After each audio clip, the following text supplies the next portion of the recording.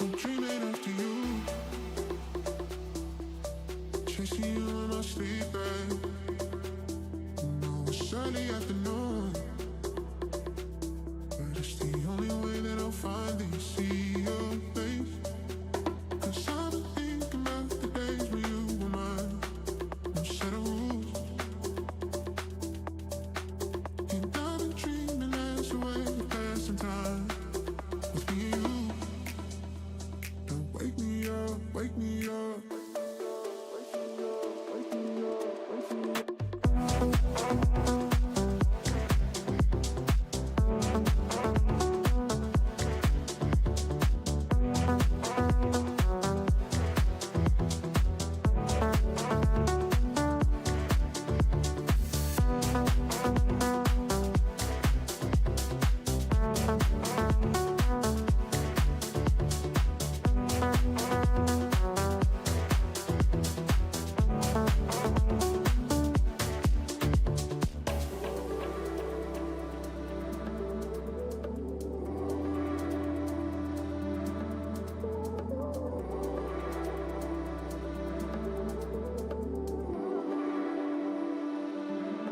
Dreaming after you, loving you is my problem. I'm singing to your tune, hoping that you can follow the sound waves. 'Cause I'm already pouring my heart and soul into your vision well. And I would never go the lengths that I've gone for you, for anyone else. Wake me up, wake me up.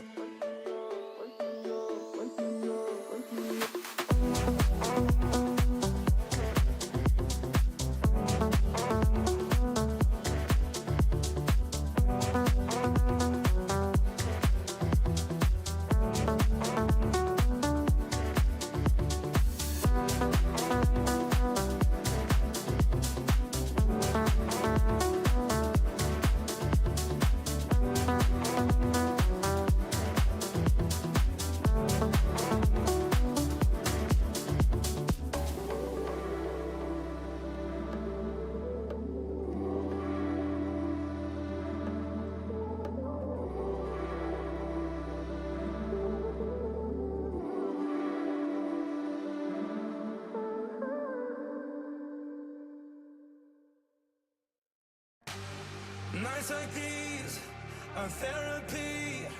I feel my sorrows fading, fading away. I close my eyes to see the light that's shining deep inside me. I just can't sleep, get lost in these moments. Can't press repeat, gotta freeze it and hold it. I'm in too deep as the ocean. No, I just can't sleep, 'cause I'm lost in these moments. Na na na na na na na na na na. Lost in these moments. Na na na na na na. Lost in these moments. Na na na na na na na na. Lost in these moments. Na na na na na na na. Lost in these moments.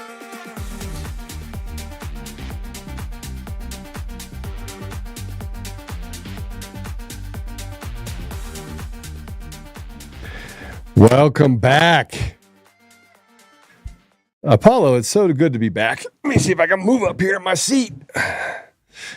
We're going to have a fire show today. It is good to be back. We got Juan O'Savin on today. I love saying his name. Juan O'Savin is on today. We're going to talk a little bit about my stone.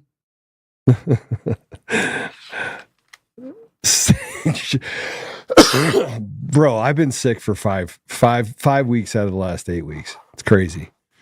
And I Did want you catch something? Did you I might have. did you catch the gay?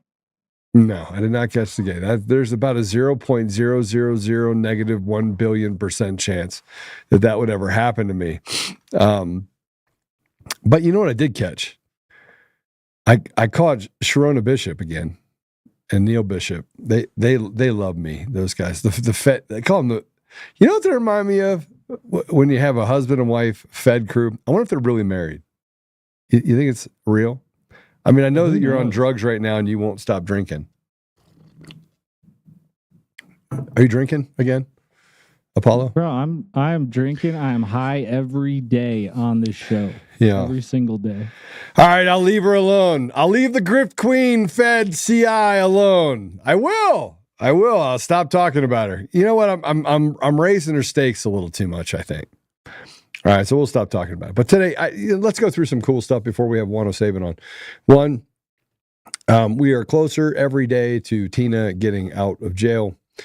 There's been some, I think, significant discoveries that have happened. I got this little thing, Apollo, that I'm getting ready to deliver. I got to get on an airplane tonight. But I'm delivering this first. Whoop. You know what this is? I don't. This is 400 gigabytes of information. I now am almost all the way through it. Yeah. And I didn't go through all of it. And then for the last couple of weeks, I've been going through and listening to conversations and recordings and going through documents. I don't know if it's possible for Sharona Bishop not to be implicated in some of this. But forget Sharona for a minute. Jenna Griswold's got to go to jail. Some of the people who were the investigators committed crimes. It's really bad. Dan Rubenstein, the DA in Mesa County, 100% committed crimes. 100%. And the people and Dominion voting system hired people that were actually in government, never disclosed it. They came out publicly against Tina, and they were getting paid by Dominion to do so. Committed crimes. It is conspiracy. And so there's a bunch of information we hope to get out over the next little bit. But it does look like it's really good for Tina. Let's talk a little bit about what President Trump has done. He's, in just 2 months, he kept another promise, and that is he abolished the Department of Education. Yesterday, he signed an executive order dissolving the wasteful, fraudulent, and utterly useless department. You know what it's been good for? It's been good to inject radical ideologies into conservative environments and allow for teachers to teach some really disgusting things. Now, what this will pave the way for is PTOs and PTAs, parent-teacher organizations, or parent-teacher associations that can run the schools, and less burdensome regulation that shouldn't be there to begin with in the teaching of our children. Essential programs like food assistance, special education grants, and more will be transferred to other departments, better equipped to manage them without the fluff and fraud of the Department of Education that they've been doing for decades. The Department of Education has done a lot of damage to children. You can't unteach when you groom and indoctrinate children through the education system. It affects generations.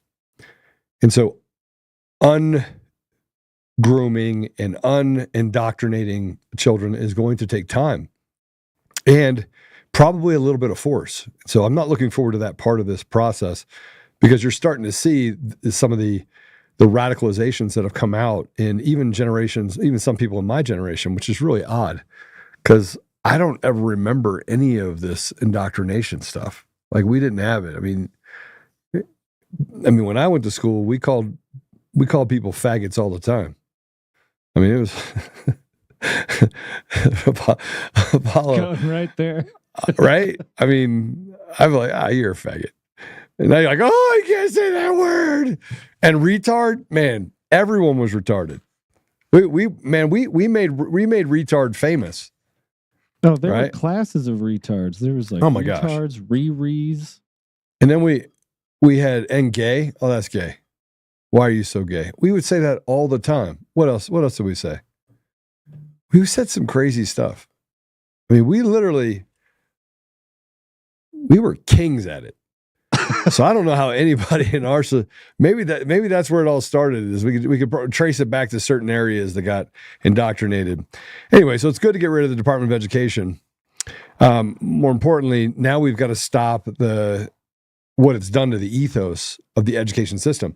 You could cut 50% of the budget out of every state Department of Education, and you wouldn't even feel it. You could cut out the administration, wouldn't feel it. Kids would still get the education. You had people yesterday that says, they don't want to educate my children. And you had other people that were mocking them going, yeah, my kids, they got rid of the Department of Education, and now my kids can't read.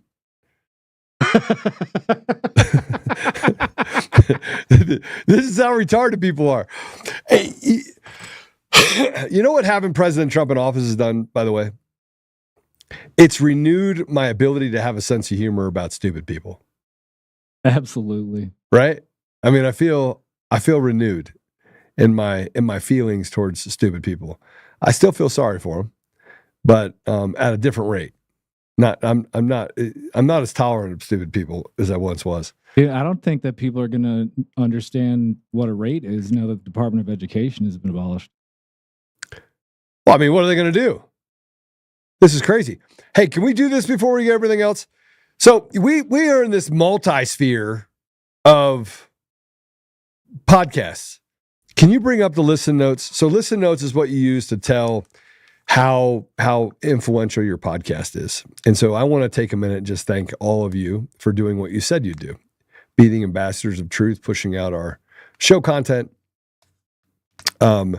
supporting Joe Hoft and supporting it. But here it is. So we were in the top 0.5%, and our listen score is at 59. So, obviously there's people that I use this, and I push this up against. And so if you go to the very top where it says listen notes and you put in Candace Owens, she's probably one of my favorites. I actually listen to her quite often. She's an amazing person because she's smart and she does not put up with anybody's crap. But if you put that in there, she's got a listen score, I don't know, is it like 60, 65, 66? She's pretty up there. And what that means is 83% of you actually listen to the entire podcast in its entirety, and it being in the top 0.1%. So she's in the top 0.05%. So she's a little higher than me. But she's been around a long time. And her listen scores is 66. Now, if you go down and you can see, if you go down a little bit, you can see that most of her people come from the United States, which is why I look at Candace Owens, just because she's really smart. She talks about some of the same things I do. She's not afraid to smack people around. But 97% of our audience comes from the United States as well. And we're in the top 0.1%. We were at 0.5%. And so it's, is that it? Is that us? Yeah, that's it. Yeah. And our listen score of 59 means that 83% of you finish the podcast. So I don't know why you listen to me, but I'm sure glad you do. Thank you. I appreciate your support. Okay. So I want to just get a little that's a big deal, isn't it, Apollo? I mean, yeah, that's cool. It's been hard, man, with all the censorship that you've done. Oh, censorship. How about what they're doing on, oh man, it's crazy. What they're doing on Rumble. Yeah. I don't even understand it. I need to have a conversation with them. I should probably just relent and have a conversation and be like, okay, let's fix it. Anyway, thank you for all the stuff that you guys do. And if you're on Apple Podcasts, Google Podcasts, Spotify, Pandora, iHeartRadio, tune in and more. If you're on one of the radio stations or on BEK Network, I want to thank you guys as well for making it possible. Now hit the share button, hit the little thumbs up button, and do your part to share the message. Our email system seems to be down and our texting system seems to be down. So if you want to re-opt into that, you can go to 895. You can text 89517. What is it? Untamed? Untamed. To 89517. If you're not getting the text. All right. Let's have a little fun today, shall we? We're going to have Juan O'Savin on the show. It's going to be a good one. We're going to talk about Tina Peters, JFK files, some of the stuff that he's been talking about for years. And then we're going to have some fun. We're going to have some laughs. So let's start here. Trump signed executive order to actually no. Let's go to commercial first because we got to do the intro. Sorry, I just broke my own rule. All this on Untamed. Untamed is going to be untamed. It's going to be a little crazy. Flawless. I want to talk to my people. I want to talk to my brothers and sisters. We can have grace and humility in how we interact with other people. Oh, hot dog, look at you. And nobody talked about what's really happening. And let's have conversations about what truth is.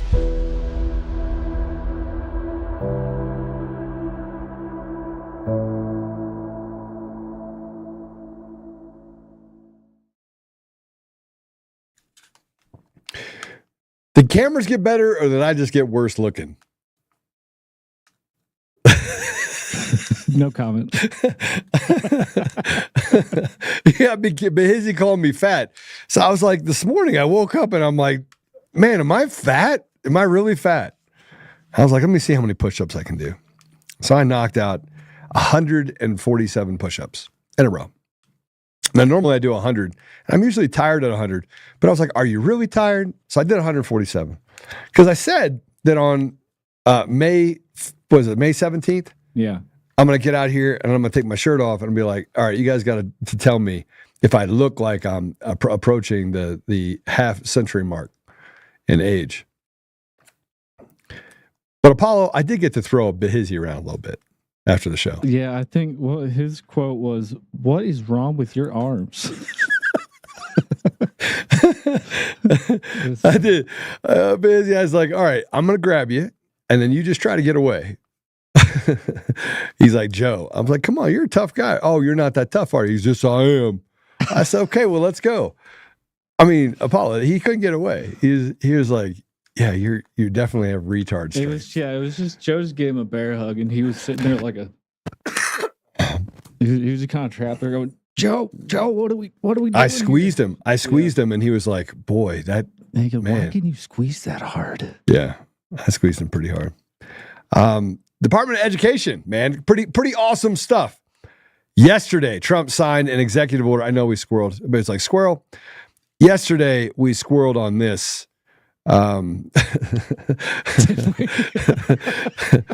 love Erin for parents, by the way, so I'm always going to give her a shout out. Breaking: Trump has signed an executive order to dismantle the Department of Education. This is fantastic news.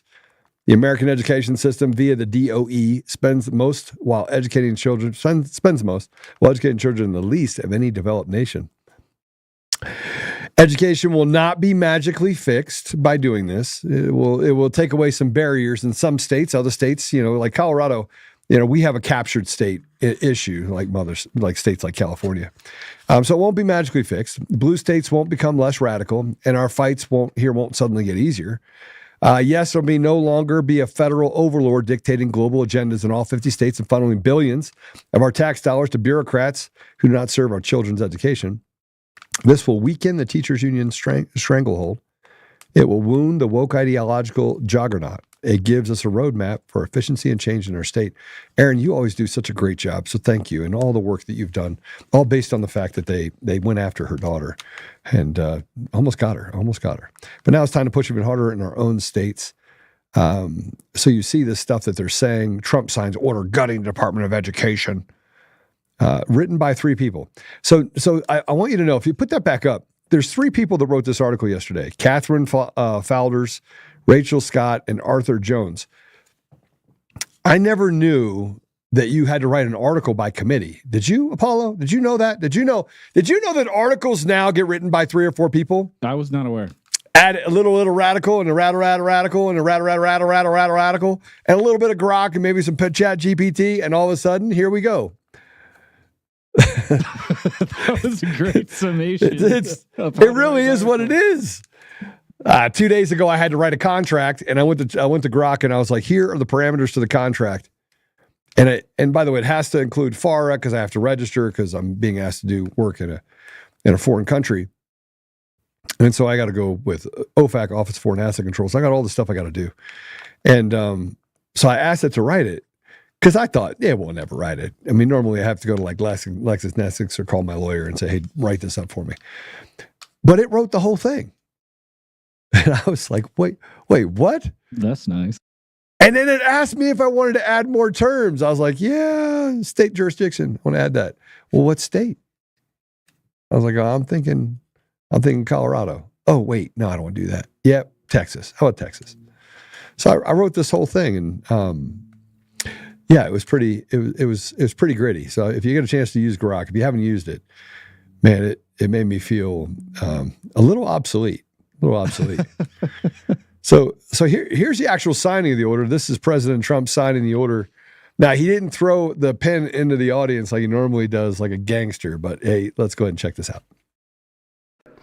After 45 years, the United States spends more money on education by far than any other country, and spends likewise by far more money per pupil than any country, and it's not even close. But yet we rank near the bottom of the list in terms of success.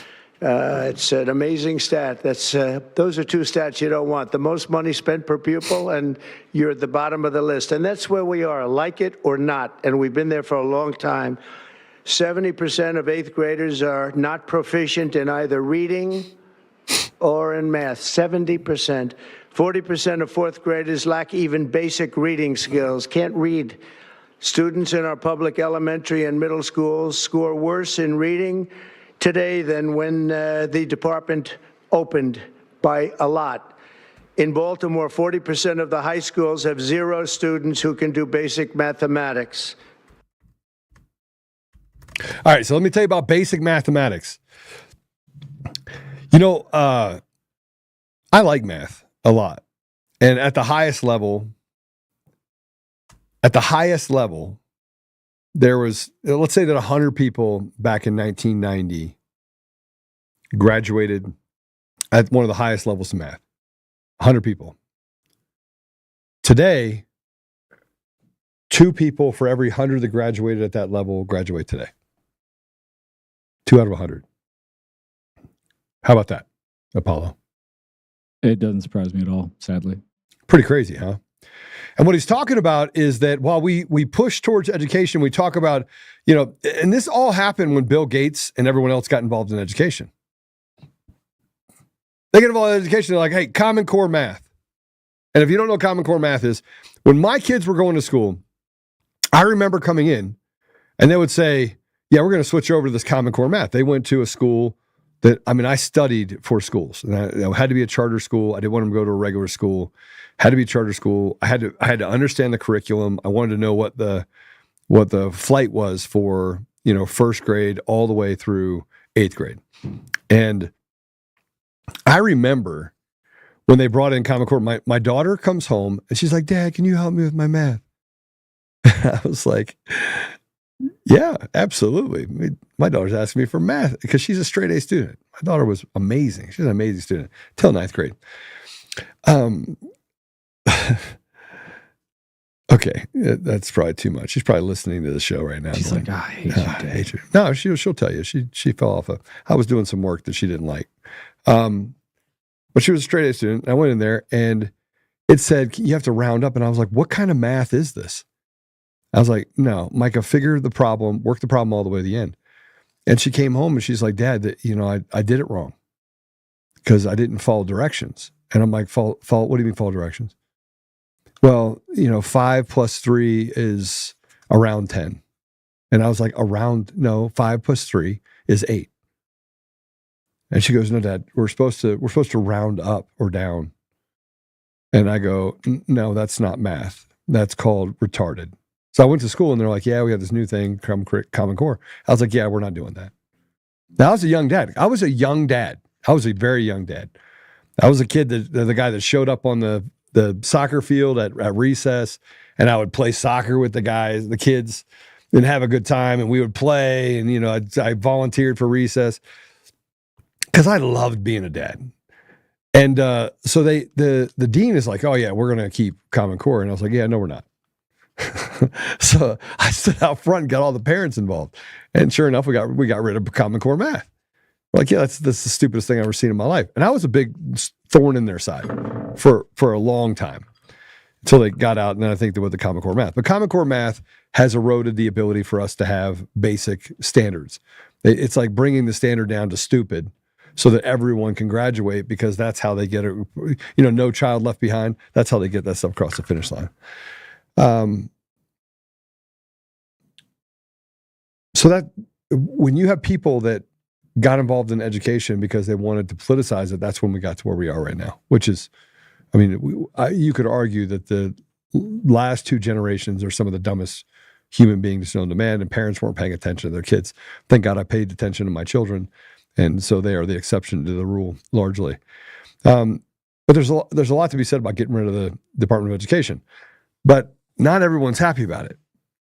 Pocahontas put this out the other day. Yeah, go ahead, you can play it. Yeah, this is Pocahontas. There you go. This is Pocahontas. Okay. Okay, play Pocahontas talking a bunch of gibberish. It should be illegal for politicians to lie to its constituents, but here's what Pocahontas had to say. For every public school teacher, every public school librarian, every administrator, every school bus driver, everybody who helps educate our kids, you need to know this is the moment we got to stick together and we got to fight back. I don't care if you are a Democrat, a Republican, an independent, a libertarian, a vegetarian. We need you in this fight. This is the fight for an America where it's not just rich kids who get an education and have a chance to build something with their lives, but that every kid in America gets the best education they can so they can build the best lives. But the only way that's going to happen is if we stay in this fight. It is a fight we can win. Apollo, do you know what anything that she just said? Does anything that she said, it was like soup salad. We have a fight. And we know we can fight, and I don't care if you're a vegetarian or a librarian. This is the fight that we need to fight in order to fight the fight of all the fights. And if you're an independent librarian and a vegetarian and maybe a carrot, we can figure it out. Just, this is the fight we can win. I'm thinking, what fight? You got rid of an entire administrative department that has not taught not one child anything. Whew. Oh my gosh, but it gives out student loans. Okay. And the kids that come out of college are some of the dumbest rocks I've ever seen. I interviewed a kid 3 days ago because the last interview always comes through me. Apollo. 3 days ago, I interviewed a kid. Did I not come down here? It was 4 days ago.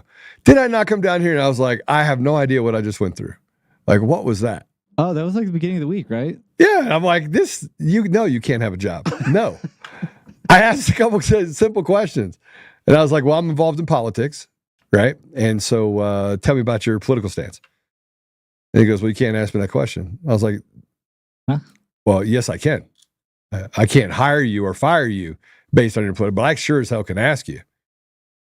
Well, I'm an independent thinker. Oh, okay. What does that mean? Who'd you vote for? I didn't ask that question because you can't ask that question. But I just asked a couple questions, and then I was like, all right, well, this has been a great interview. Do you think you can put your biases away from me? Have you read anything about me? He was like, oh no. And I was like, you're lying. I was a negotiator in the Middle East and Africa, and you're sitting here lying to me. Not a good way to start an interview. And so he says, well, yeah, I read a little bit about you. Okay, so you just admitted you were lying then. So then I just had to torture him for the next 5 minutes. And it was fun, right? But here, he was so soft. It was a softness, not like a marshmallow, but like a tampon. Like Tim Walz, like Tim Walz soft. Right. So Tim Walz attacked President Trump for having kids around him, children around him. Now, keep in mind, Tim Walz's kids looks like they just came out of the Misfit movie. Like, what is it? The Addams Family? His whole family looks like the Addams Family. That's a better comparison. So he said that, but he gives tampons to boys, and he allows illegals to displace American kids. This is what he had to say. Let's listen to old Tampon Tim. students like my son who depend on IDEA and individual education plans to make sure that they're treated equally and get the best possible education they can.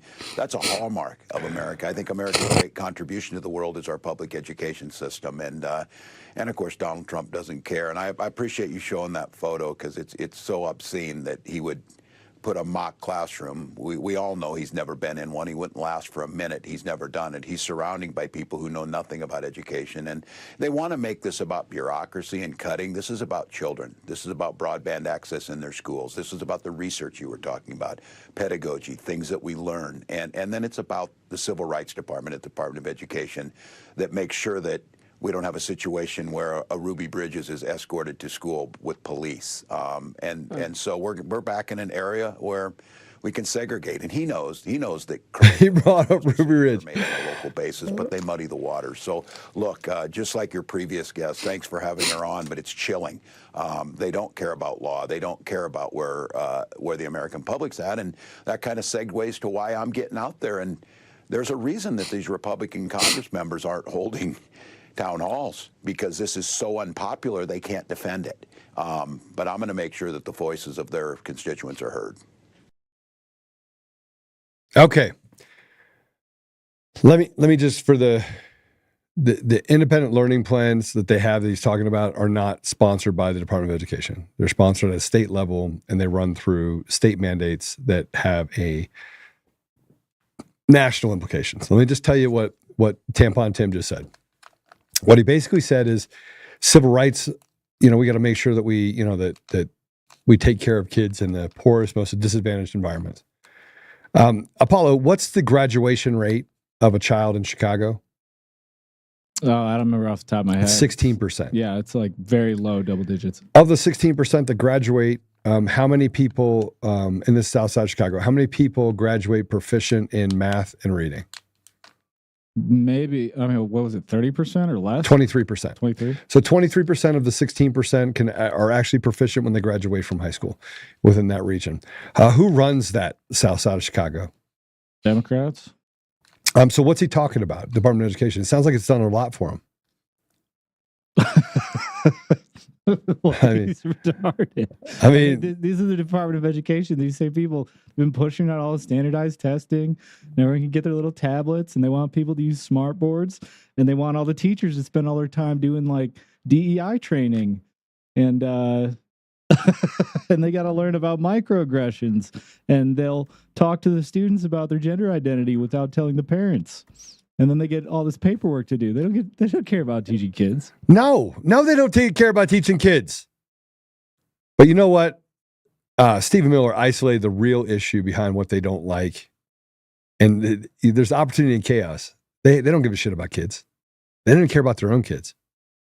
Let's play this. The Department of Education here in Washington, D.C. is overwhelmingly staffed by radical left Marxist bureaucrats who are in every way hostile to Western civilization, hostile to American interests, and hostile to our founding documents and culture. And so they are using their position and influence inside the Department of Education to try to force agendas like radical gender ideology, like critical race theory, like diversity, equity, and inclusion, and all kinds of anti-America curricula and policies on the American people, on our students, on our children. So it's taking away from parents the ability to control and direct the education of their own kids, of their own families. So what we're going to do under President Trump's leadership and direction is to return that authority to the greatest extent possible to the local level where parents can control outcomes, while at the same time making sure that no federal funds are used to support racism, to support gender ideology, or support other ideas and principles that are offensive to the American taxpayer. Sounds pretty simple. But let's talk about this. I want you to see this. The Department of Education has been on the chopping block for decades because nobody wants to do it because it's a grift. It's where hundreds of billions of dollars go to destroy the lives of people in America. The amount of genocide that has happened since the 1970s on the poorest communities is unbelievable. almost 90 million, almost 85, 90 million babies have been killed, most of which have been for blacks. Here's what Reagan had to say about the Department of Education. It was fascinating. Let's play it. I propose, and would have already started, if your hypothesis is correct, a planned and orderly transfer back to the states and local communities of functions the federal government has usurped and which it has proven it's incapable of operating. And one of the first of those would be welfare. One of the second would be in the field of education. I would like to dissolve the $10 billion National Department of Education created by President Carter and turn schools back to the local school districts where we built the greatest public school system the world has ever seen. I think I can make a case that the decline in the quality of public education began when federal aid became federal interference. What? Man, he is... Whew. Okay. And for all these that think that abolishing the Department of Education will hurt people, it's going to stop necessary things from being funded. Yeah, most of the money that you spend, probably 80% of it goes towards bullshit. But let's hear it from this one. Trump dismantling the Department of Education is going to have horrific implications. So I actually think this is going to be super beneficial for us. But like, what are your concerns? Kids are going to lose access to their breakfast and lunch programs. Yeah, that's huge. The kids have to eat. But thankfully, that's already funded by the Department of Agriculture. Okay, but what about the special needs children? What about the children who need IEPs and special education services? What about them? Super important, and I fully agree with you that we need to protect these children. However, all of that is being moved to the Department of Health and Human Services, so none of that is going away. Okay, whatever, but what about the grants and scholarships? What about the Pell Grants? Where are those going to come from? Yeah, absolutely. You know, I was on a Pell Grant myself, and I understand the importance of having these grants and scholarships available, but thankfully, all of that is being transferred to the Department of Treasury. Whatever, okay, we need more funding, not less. You know, more money is just, it's not always the answer. Interestingly enough, adjusted for inflation even, the Department of Education's budget has grown from $14 billion to $80 billion in recent years, while student outcomes have actually gotten worse. Not just that, but nationwide, less than 32% of our children are proficient in reading and less than 31% are proficient in math. The system is failing our children. It's time for it to go. Okay, this is not a sexy topic. Talking about Department of Education is not a sexy topic. We spend a lot of time talking about Department of Education, like we're already educated. And I want to put up this meme just to kind of wrap it all up, because this kind of epitomizes President Trump. Let's go ahead and put it up real quick. So this is President Trump holding up a sign that says, "I just killed the Department of Education." This is from Family Guy. Is this Family Guy? Yeah, it is, isn't it? Yeah, King of the Hill. And below it says, "Donnie, if those kids could read, they'd be very happy." The part that actually blows my mind is that every time somebody tells me they're there to help, it's restricting your rights, passing a new law to make it illegal to do something else, adding more punitive damage, releasing punitive damages or punitive accountability for like child rapists. You know, why would we want to take care of that? We want to take care of that every single time. And the Department of Education, you have, and part of this is the unions, and part of this is the fact that parents have given back the ability of raising their children, given up, and they thought that that's just the way it's supposed to be. They've given up authority over their children. You have entire school districts in Colorado, over in Jefferson County. You had a teacher that took control of a student and then raped that child, and the principal and the head administrator of Jefferson County were a part of it. They helped cover it up. And this teacher finally was charged, but tried to move out of state with this child. I mean, you can't make this stuff up. And the parents were mortified. Like, what do I do?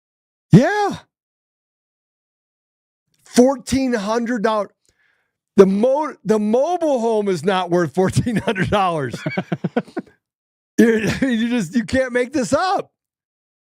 The biggest fallacy in the world is that you live in a free country and that this is somehow a good country. Look, I'm proud to be an American. I'm super proud. I grew up very poor. To have the things that I have today, I'm eternally grateful for it. But I won the lottery. Let's be honest. People that I grew up, they didn't make it out. My little brother didn't make it out. He was murdered by a police officer.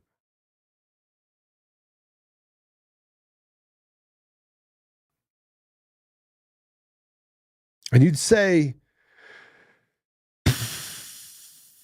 we live in the best country in the world. Maybe. But when education standards are eroding to next to nothing and, you pay into Social Security at a rate that, I mean, look, guys, we are in a fallen society. When Nancy Pelosi is worth $300 million on $160,000 a year, and there's not one person that's gone to jail, and you could say that across the board for Congress people, we got a problem. And when we pay property tax on a mobile home,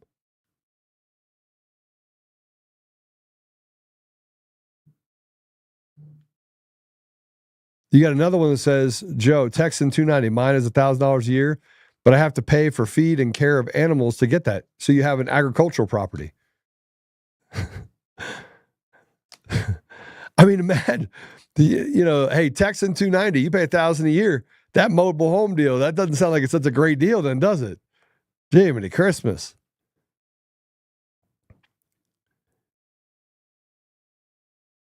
Same neighborhoods have homes, same age and size with taxes less than $500 per year. My house is assessed at $100K more than last year, and my property taxes went way up too.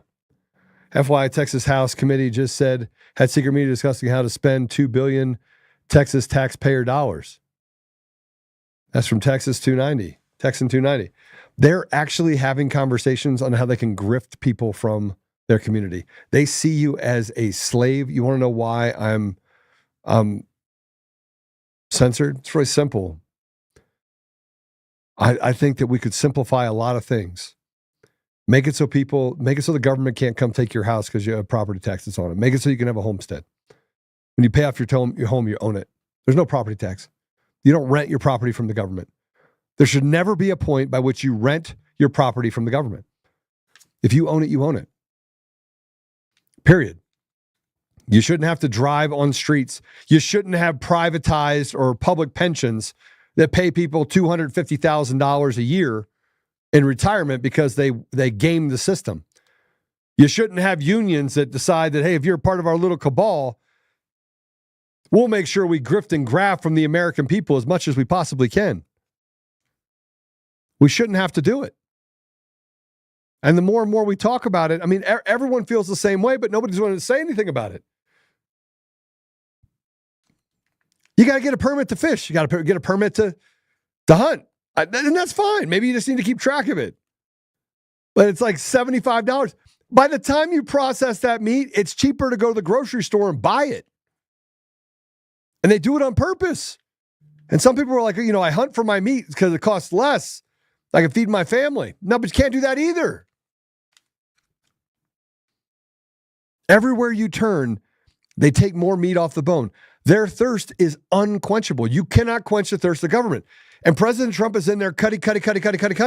If you're a Democrat and you're listening, stop being fucking retarded. Stop saying that what they're doing is wrong. Stop falling in this footsteps that somewhere along the line, getting rid of the Department of Education is going to make your kids stupid. Your kid's already stupid. Okay, maybe not your kid, but most kids.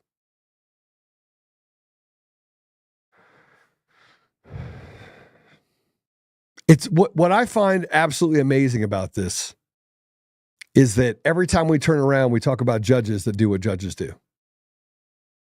I've never had a conversation with a father that's gone through a divorce that said, you know what, that went really smooth. I felt like I'm taking care of my kids. No.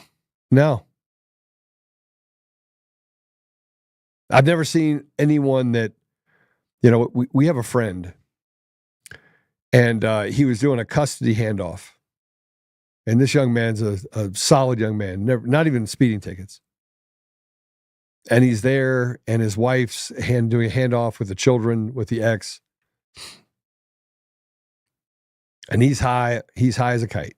The guy and it gets heated in the middle of all this.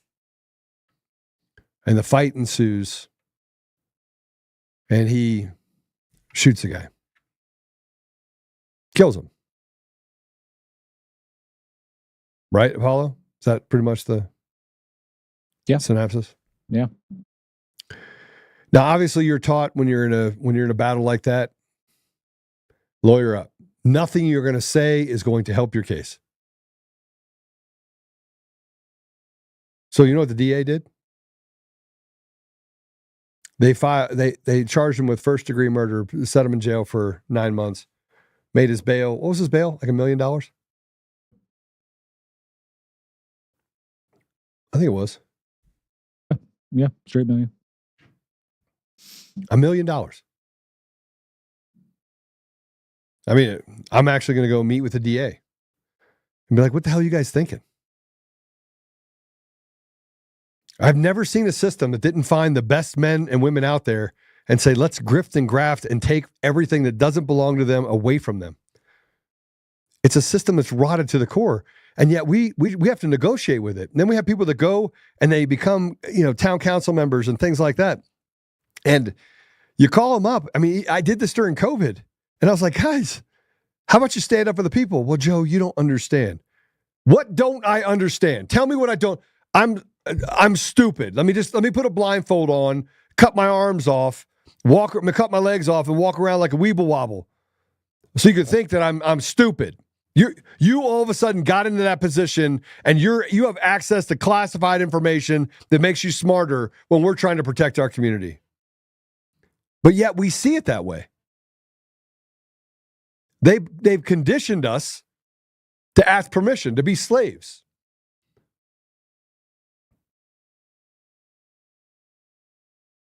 Where's Juan O'Savin? Juan, you stand me up, I'll never have you back on my show. I'm just going to tell you right now.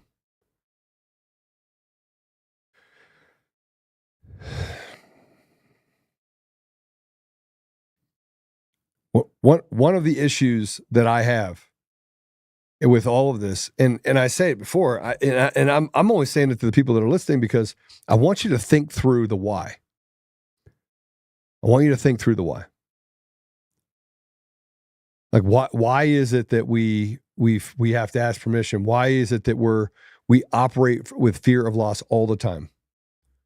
How many of you roll down the road, you see a cop car, and the first thing you do is do what? What's the first thing you do? You look down at what? Apollo, what do you do? Sorry, I was messaging. What was the question? You check your speedometer, right? When you're driving? Yeah, you're driving, you see a cop car, and they're on the road next to you. What is the first thing you do? Oh, yeah. You see how fast you're going. Yeah. Why?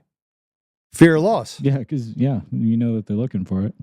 Everybody's like, back to blue, back to blue, back to blue. Man, why don't you just back up your bank account and just connect it to them? Just take it.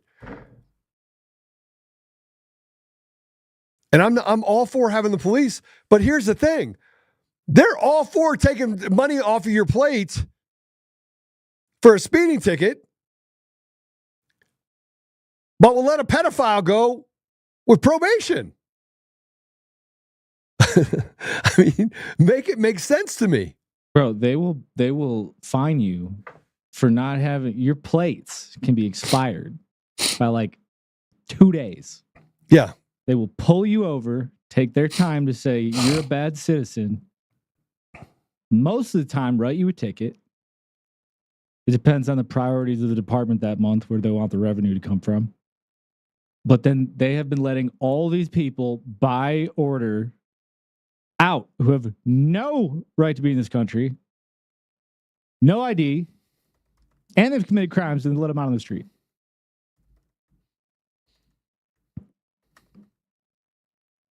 They will do shit like that,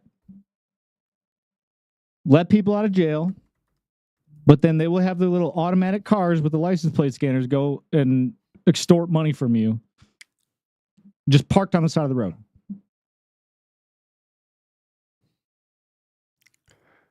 My issue is that we haven't done the things that we need to do as in society to hold it all together, because they keep us in a perpetual state of chaos.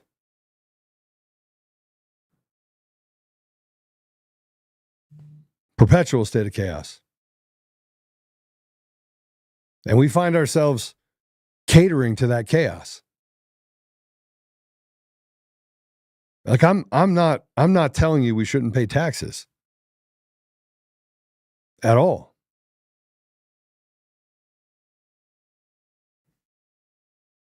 Yeah, Jeff, I don't give anybody a bit of slack. I'm done with people not giving me, yeah, I know. And it better not be tied to the whole Sharona deal. We'll find out if he shows up.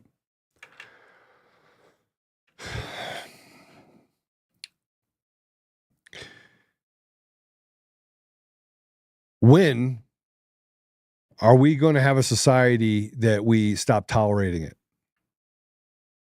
Judges that basically get to destroy us, police that get to take money from us and not actually take care of criminals, that just let people, well, you know, I'm not supposed to do anything about those people. Where drugs run rampant and they give out needles and allow illegals to run all over our community.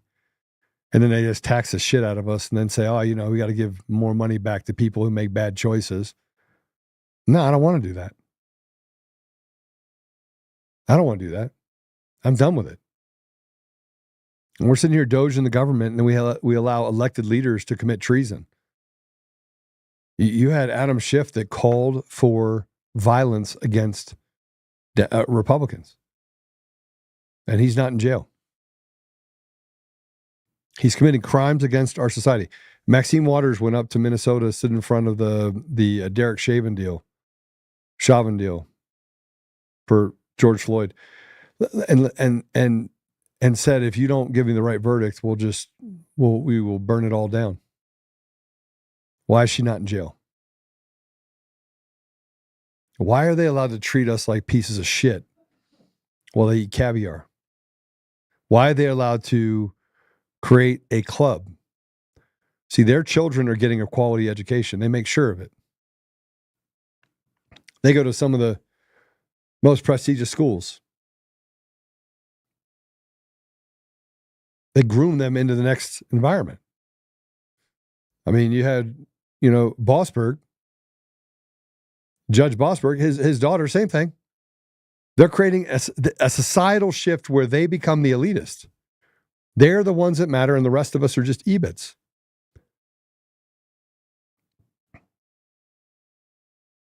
And we pay property tax out the wazoo, and we constantly are being told that they want more money. We wouldn't have roads if you didn't have taxes. Let me explain something to you. You can set fixed budgets, and you can even project what it would take to actually replace those roads. Those budgets stay predictable. You don't need to spend the money that we're spending on administrative action. And the same thing can be said for when we talk about healthcare. Oh man, this is the lie. Ready? Healthcare companies are losing billions of dollars every year. Bullshit. I've looked at the monthly or the quarterly financials for Kaiser, United. I'm not for the fact that this guy went and executed the CEO of United Healthcare. But 70+% of the money that you pay towards healthcare goes towards administrative costs. It is one big government. It's a government. And they get to take with impunity. And when they're profits dip below the whatever it is, the $12 billion, they just raise it.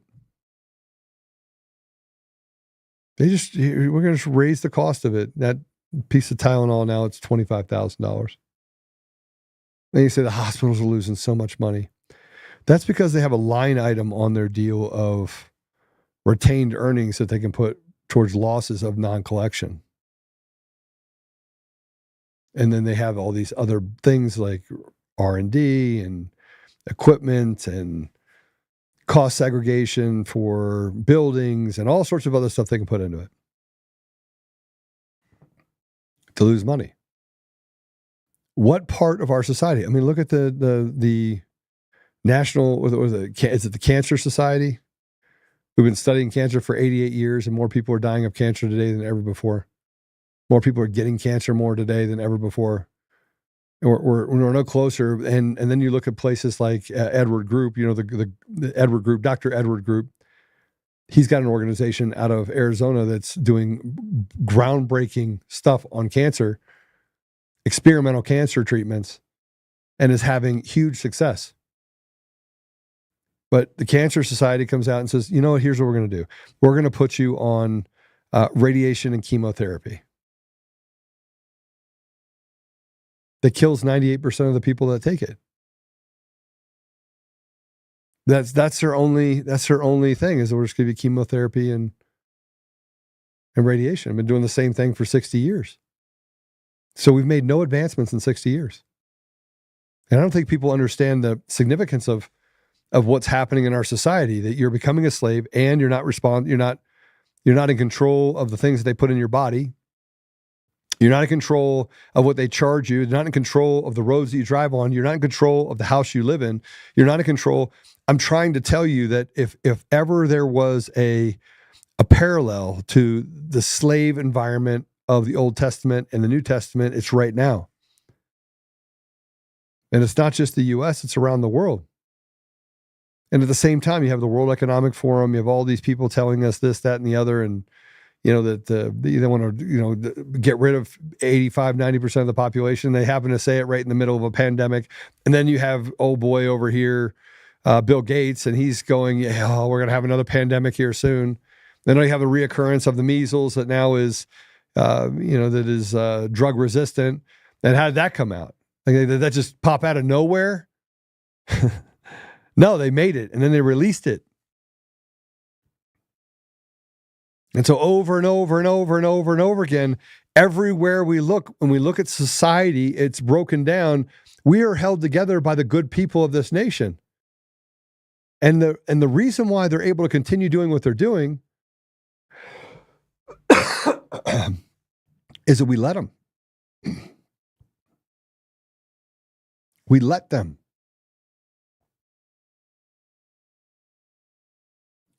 If you were to call up your insurance, I haven't even started talking about insurance. Car insurance through the roof, home insurance through the roof. Insurance companies having bigger losses they've ever had. Storms come across the deal. I mean, they have created so many ways to create chaos in our society. We can't even take a swim. We can't even take a breath.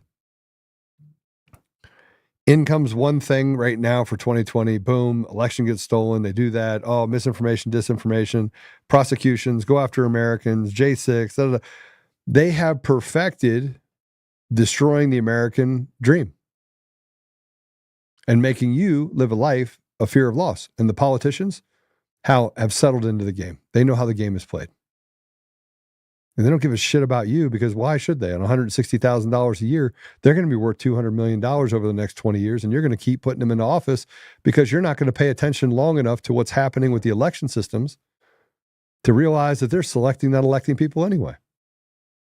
I don't know, in all the middle of that, if you look at the military, we're going to send them off to foreign wars. And people are going to say, you know what? We don't want peace anymore. And, Russia bad. Well, we ignore the fact that we have just evil, crappy, shit people in our government, our judiciary, our school systems. And do you think they stop? I wasn't going to talk about this. I wasn't going to talk about this at all. But I think I should. Apollo.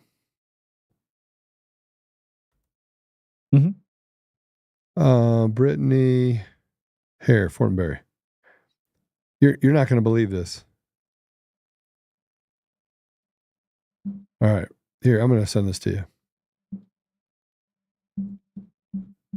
Let me just show you how sick our society is. And then I'll get through all the other stuff. I'll get through all the stuff that we need to get through. This just happened today. This is how much we care about our kids. Every single day, there's a new story. Indiana teacher accused of forcing boys into group sex while wearing Halloween masks. This is Indiana. 31-year-old Brittany Fortenberry, a former math teacher at Eminence High School in Martinsville, Indiana, is facing additional charges after prosecutors said 5 or more alleged victims came forward with sexual abuse allegations. Teacher has been preliminarily charged with the following counts: 3 counts of sexual misconduct with a minor, 1 count of disseminating a matter harmful to a minor, 1 count of distributing to the delinquency of a minor. Authorities interviewed a woman who claimed to be friends with Fortenberry since 2022, said the former teacher had been supporting her while she went through a divorce. The woman alleged that Fortenberry may behave strangely around one of her children, however, adding that she needed to buy expensive gifts for the boy, adding him on Snapchat and continue to communicate with him even after she attempted to sever ties. Goes through and she gave these kids drugs. Make them drink a bottle when they were together, adding the drink tasted like alcohol. Alleged that Fortenberry purchased vapes and marijuana from multiple other alleged victims. Okay, so she would have group sex deals with these children, these 14 and 15-year-old kids.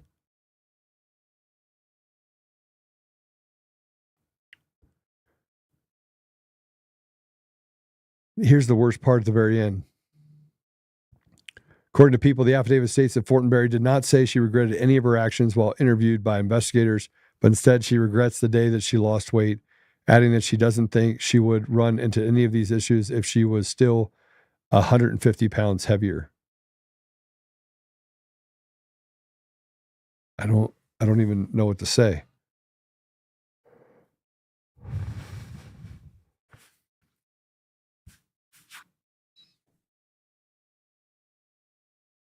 I don't even know what to say. Now, here's a part of the story you don't know that wasn't in that article. Her husband threatened the boys and said, if you ever tell anyone, I'll come and kill you. See, Brittany was married, and her husband knew about it.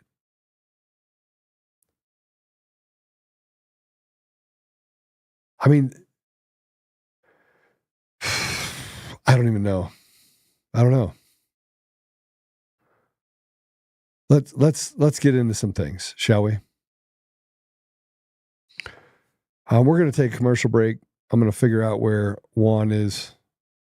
I'll reach out to him right now. We'll take a commercial break, and when we come back, we're going to talk about some things that I think are good. I mean, we have a gun ruling. And look, I'm not trying to pee on, if you're listening, I'm not trying to pee on your parade, guys. I'm not trying to make you feel like it's hopeless. It's not hopeless. If you know you're a slave, do you want to stay a slave? Great, stay in chains. Go ahead. I mean, at least some of the leftists have part of it right, that the system's corrupt. No, really? We can all see it. And they're using IBITs to, okay, we'll take a commercial break. When we come back, we'll dive right in. We'll be right back.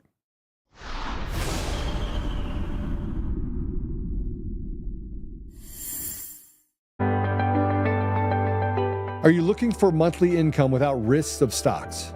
Here's something you won't hear on CNBC. There's a unique way to collect royalties directly from America's most productive oil fields. No exploring, no drilling, no operating headaches. You simply collect checks month after month. The best part? You can get started with just $25 through any brokerage account.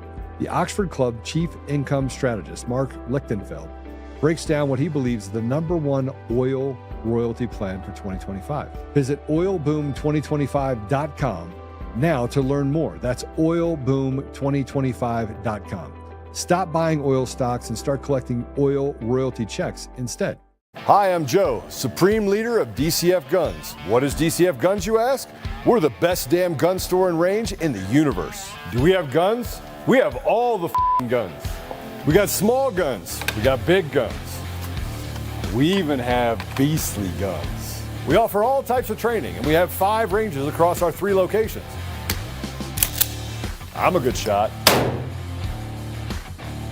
And of course, we have all types of ammo.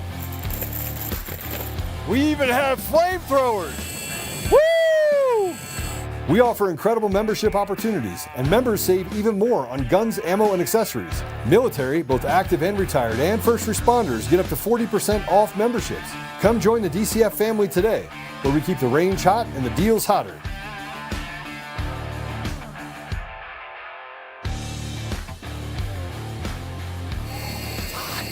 It's hot. In every thread, in every stitch, Honor-Bound USA weaves the fabric of the American spirit. It's not just apparel, it's a testament to God, family, and country. At Honor-Bound USA, we're a family of patriots who put our faith, family, and America first. When you visit our website, you'll find a line of products that embody our commitment to pray, stand, speak, and act. As the official site for the Untamed podcast, all of our products proclaim speaking the truth with courage. We also have the powerful documentary from Professor David Clements, Let My People Go. Identify yourself as one of the few who are willing to stand for what they believe in. Join the Honor-Bound USA family today. Wear it as a badge of honor, commitment to the values that shape us, and a pledge to the bright future we will build together. Because when you're honor-bound, you're not just wearing a brand, you're embodying a lifestyle.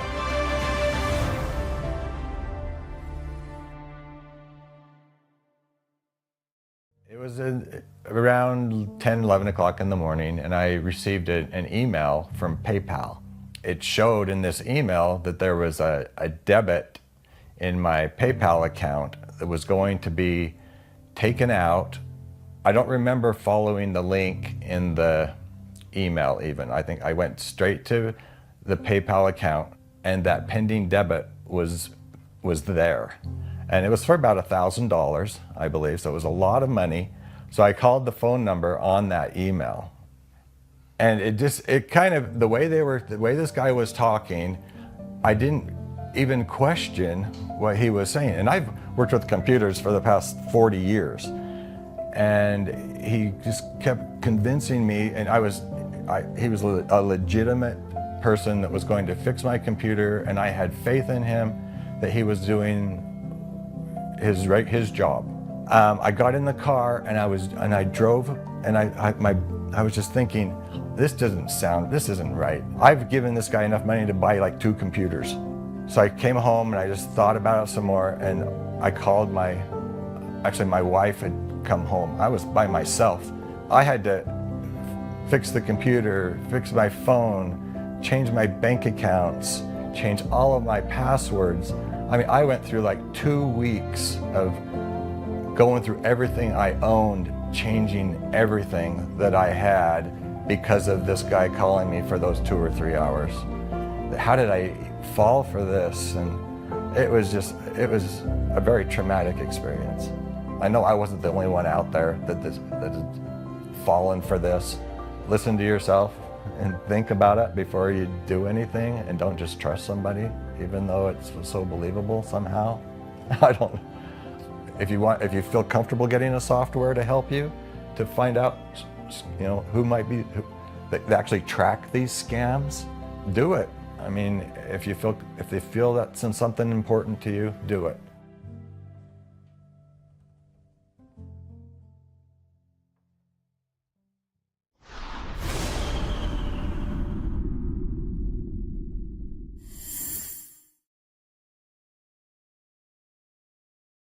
All right. So we worked it out. Juan will get on here in a minute. And so we'll have him on. We got some questions for him. He did a special for Tina a couple days ago. So yeah. It should be Secret Society. Oh yeah. Trying trying to read the notes that come through. Okay, guys, I'm gonna talk about a few things before he gets here. One, we're gonna skip over some stuff that I want to talk about, and this is the judges. I want to talk about the weaponization against the people and the judges. I already talked about all the rest of the stuff. Let's talk about the judges for a minute. There is something good that happened. There's Judge Van Dyke posts a video dissenting from unconstitutional Ninth Circuit decision while disassembling guns with an AK mounted in his chambers. This is pretty awesome. Let's go ahead and play this. Cut C1. Hi, I'm Judge Van Dyke, and welcome to my chambers. I'm making this video as part of my opinion in the Duncan v. Bonta case. In this case, the state of California made the argument, which the majority has now accepted, that a magazine holding more than 10 rounds is just an accessory, not an arm protected by the Second Amendment's right of the people to keep and bear arms.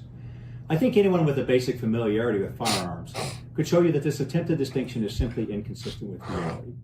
I alluded to this during oral argument when I asked California's counsel about the balance of the tests that are proposed for what qualifies as an arm protected by the Second Amendment. Let's go to that exchange now. Can I ask you a question about that? Because yes, Your Honor. So the way you're treating magazines, it seems like you could use the same sort of rationale as between a non-semi-automatic firearm, say a lever action or a bolt action or a revolver type action, and a semi-automatic firearm. So I'm trying to figure out if you're saying, well, what we do is we say, have people ever banned particularly dangerous rounds? And now we're saying large capacity magazines are particularly dangerous. Why couldn't that same reasoning be used to ban semi-automatic firearms altogether? To say, because I mean, think about it, like during the Revolutionary War, if the United States had semi-automatic firearms that only held 5 to 10 rounds, it'd have been about 10 minutes and it would have been over, right? As against muskets. So clearly the semi-automatic mechanism is way, way, way, way, way more particularly dangerous than the difference, the delta between a 10-round magazine and a 15-round magazine. So why does your reasoning not mean that if this reasoning works, why does your reasoning not mean that a state could just ban the semi-automatic firearms altogether? So if we're just start talking, Your Honor, about this initial sort of textual question, I think if you're dealing with a semi-automatic, that would fit the definition of an arm. No, but that semi-automatic could be a revolver. Like it could be, I mean, just like that high capacity magazine could be a lower capacity magazine. Right, Your Honor. So I think that would fit the definition of arm, and then you'd move on to the other aspects of the Bruin analysis. At stage one, is a particular weapon that's being addressed by the law in the tradition of dangerous and unusual? Is it in common use for self-defense? And we think Heller is clear that has to consider the character as well as the numbers. I'm not understanding I think I'm missing your response to it seems to me that just as you could say, are you saying that yes, so it would be an arm under, you're not conceding that it would be an arm under stage one. So why are you saying it wouldn't be an arm, but the semi-automatic versus revolver, say, distinction is something that we're stuck with? I mean, you would agree that you can't ban the automatic mechanism. Well, an automatic mechanism, I think that you can ban. I think the Supreme Court has recognized No, the automatic mechanism is a term that semi-autos and full autos use an automatic mechanism. Sure, Your Honor. I'm sorry for the confusion. No, I don't think that we could ban all semi-automatic weapons. I think Heller makes that clear. The point I was just making is with respect to accessories, I think we have a difference of opinion where my friends suggest any accessory that is some. So it's an attack. It's an attack on gun owners, and it shows clearly that he is a gun owner. He's got an AK behind him on the wall. And the Ninth Circuit has been terrible. And terrible is not even the word for what the Ninth Circuit has done to the rights of Americans in almost every case. And the Supreme Court is just as bad. But here's Chuck Schumer admitting that progressive judges, which you'd have most of in the Ninth Circuit, were installed. They were installed to stop President Trump, which makes them treasonous traitors. Let's play it. Chuck Schumer just said the quiet part out loud, and it changes everything. If you thought judges were supposed to be neutral, think again. Schumer just admitted that Democrat-appointed judges aren't just legal minds. They're political activists placed there to stop Trump. In a stunning statement, Schumer boasted about placing 235 progressive judges on the bench last year, proudly saying they are ruling against Trump time after time after time. There are those who believe that we are in real time living through an assault on the constitutional order. Do you believe that we are in a constitutional crisis right now? Yes, our democracy is at risk because Donald Trump shows that he wishes to violate the laws in many, many different ways. The good news here is we did put 235 judges, progressive judges, judges not under the control of Trump last year on the bench, and they are ruling against Trump time after time after time. Wait, what? Did he just admit that judges are being installed to block Trump's agenda, rather than fairly interpret the law? This isn't just an offhand remark. This is a direct admission of judicial activism. And it's not the first time we've seen this playbook. Back in 2020, even Trump's own judges ruled against him in his election challenges. Today, House Democrats are even pressuring Schumer on how to handle policy disputes. And now, we have confirmation that judges are being used as political weapons. This statement first surfaced on Libs of TikTok, a conservative platform known for exposing radical progressive agendas. Whether you love or hate them, they didn't say this. Schumer did. So, I have to ask, is this the final proof that the judicial system is rigged? What do you think? Are these judges truly impartial, or is this a full-on legal war against Trump? Drop a comment. Hit like if you think this is proof of bias. And don't forget to subscribe.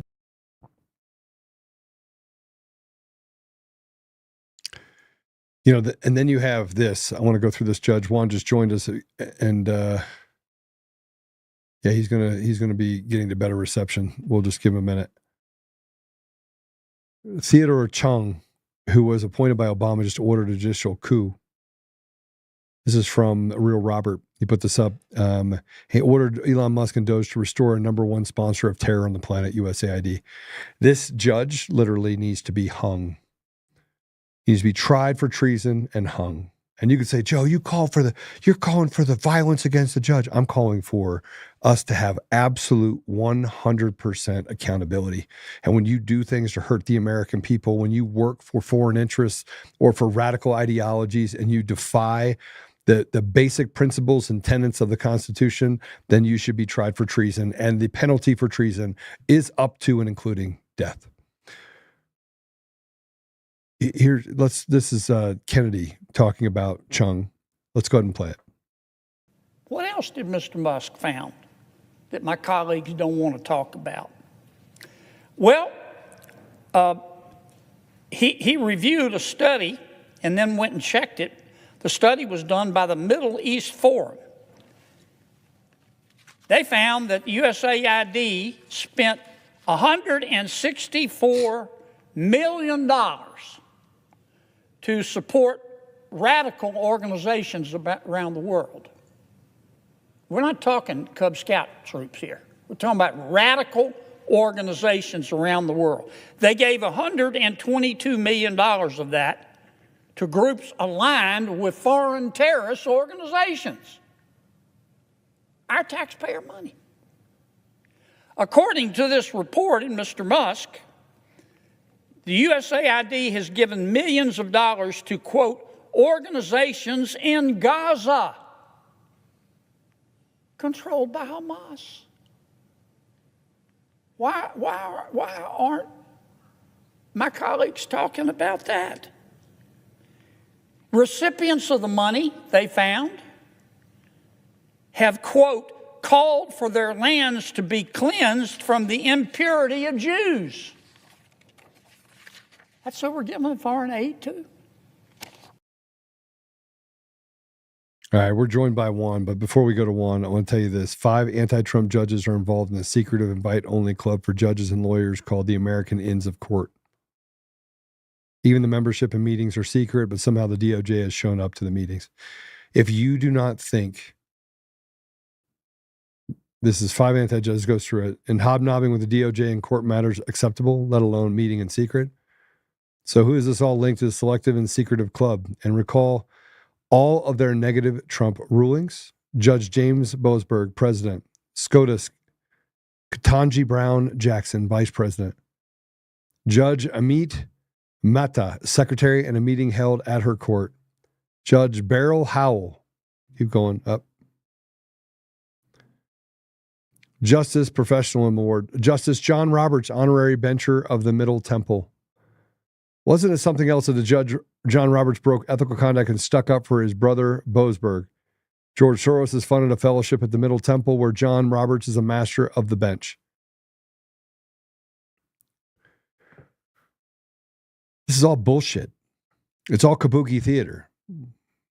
Do me a favor and take this, if you would, JC or Mermaid or someone, take this and put it underneath the videos on X and in the comments. Put this link for Rumble and everywhere else so people can go check this out.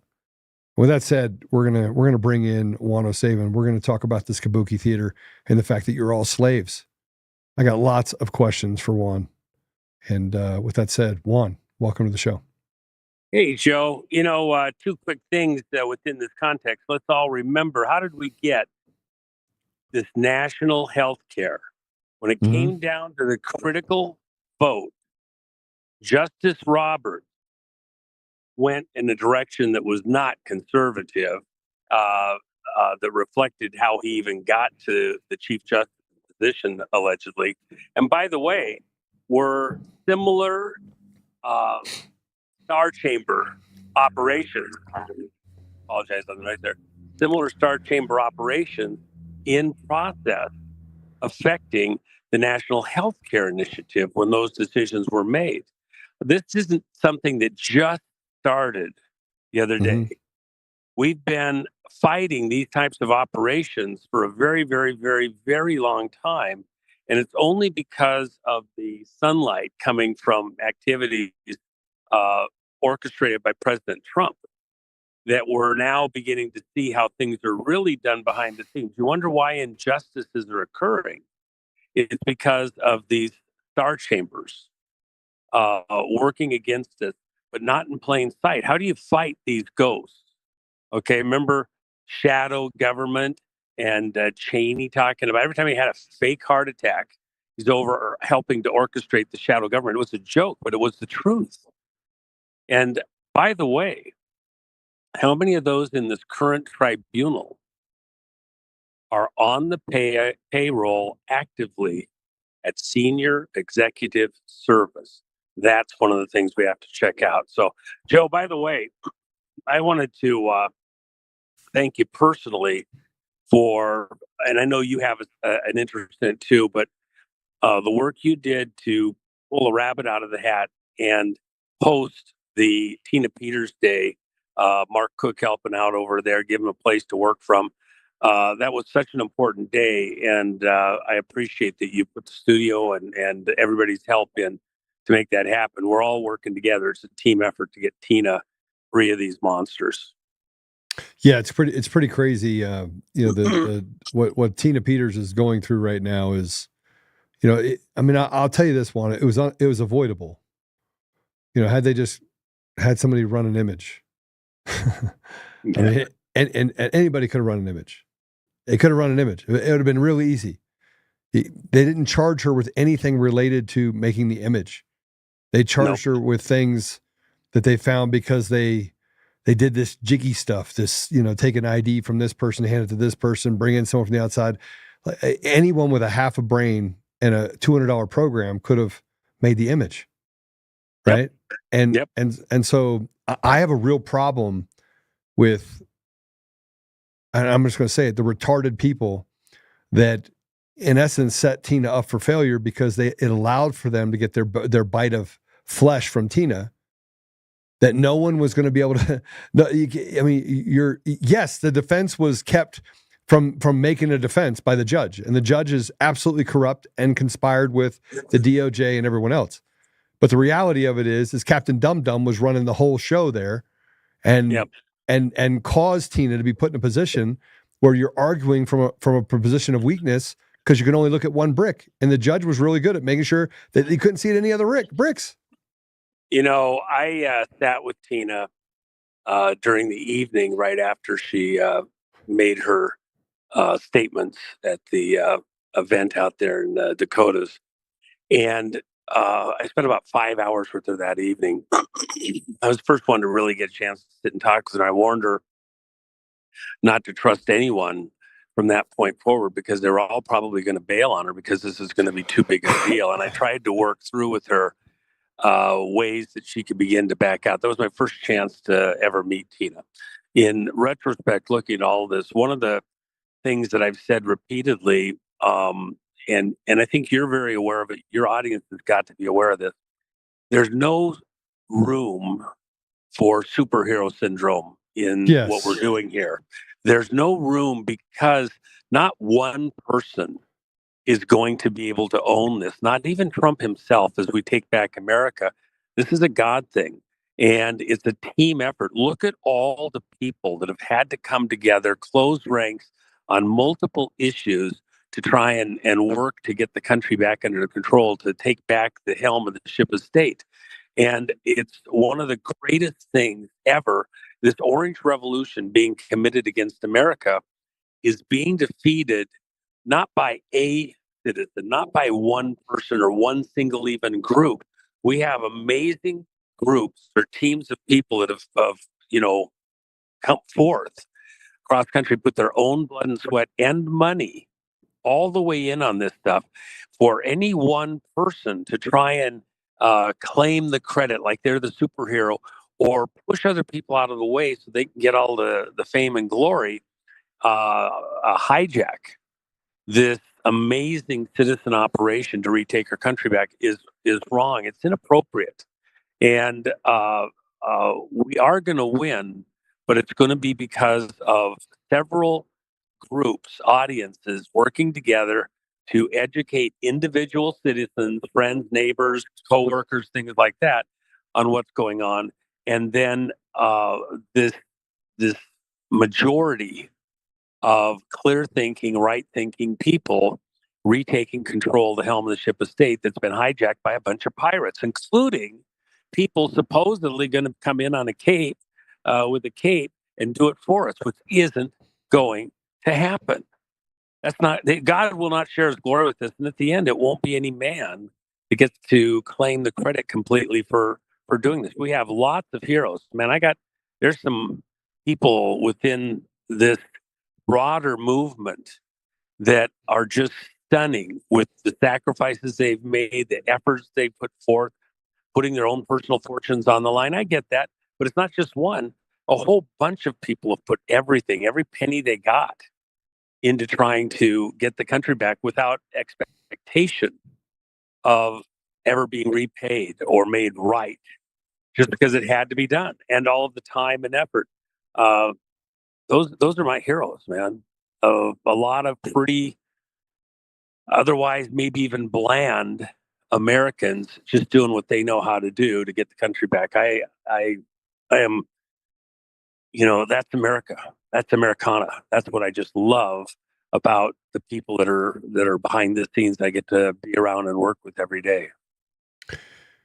Juan, we see this, what you're talking about, this hero complex pretty significantly over the last 4 years. It was almost it was as thirsty and selfish as I think you either had ops or people sabotaging other people or stepping on other people. Don't talk to this person. I mean, it got crazy almost to the point where it took a lot of good people out. A lot of good people stepped out of it and said, I can't do this anymore. Right. Yep. And now we're past President Trump getting into office, and I see the same sort of thirst towards that heroism, but now those same sort of people are turning against Trump and saying, "Oh, we got to get rid of Pam Bondi, and we got to get rid of." We're only 60 days in. You got all this. Get rid of all these people, and I'm thinking to myself, no, like let's settle down. Let's work the problem. But that hero, like, see, he can't do it. Let me do it. I see it. Yeah. Snatching snatching defeat from the jaws of victory. Yes. It's like you got some of the most retarded people out there. And I'm thinking to myself, all right, these people have never, ever just taken a swim, taken a breath. Yep. You know, I was mentioning with my chief of staff, Matt Mack, the other day, a particular incident that happened years and years and years ago. And we had a particular situation where in another country where there was no going back and there was no going left or right. There was only one way forward. Time was the issue, and we had to power through a particular town with some obstacles. And it was pretty dicey. And we made it through. All of us were like, oh my gosh, how did that happen? I can't believe we're still here in one piece.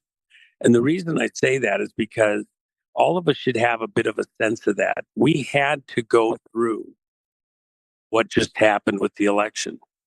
But getting safely to the other side of it isn't the end of the fight. We still have to take this the rest of the way home. And you can't lose your wit under fire. You can't lose your focus and direction. The things that got us here are the things that are carrying us the rest of the way. And some of these players, there's a moment where some people just get tired, and I get that, but that's not an option. Right. Failure option. We have to power through the rest of this stuff. And the core of what the Trump this piece of history is going to be about, defeating the deep state. You know, Jennifer and I have this imagery that we have on our site of Trump as the matador, the megador, taking on the deep state bull. And Roseanne, when she said it at one of the rallies, her campaign motto when she ran for the Libertarian Party, there goes the pretty babe over there. Gosh, I wonder who she's related to. Anyway, my wife. But you know, the motto that Roseanne had: forget the bullshit, kill the bull.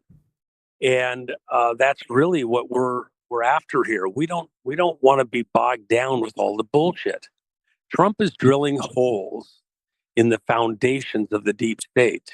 And a lot of that money that's being cut off, flowed down, choked out is the money that they've needed to buy all of these people, these positions of power, to do their little conclaves and starch chambers. By cutting off that core money, you're choking out the deep state bull. And we're not coming in to just wound it. You know, in a bullfight, bulls do survive the 3 rounds of the bullfight more often than you would think.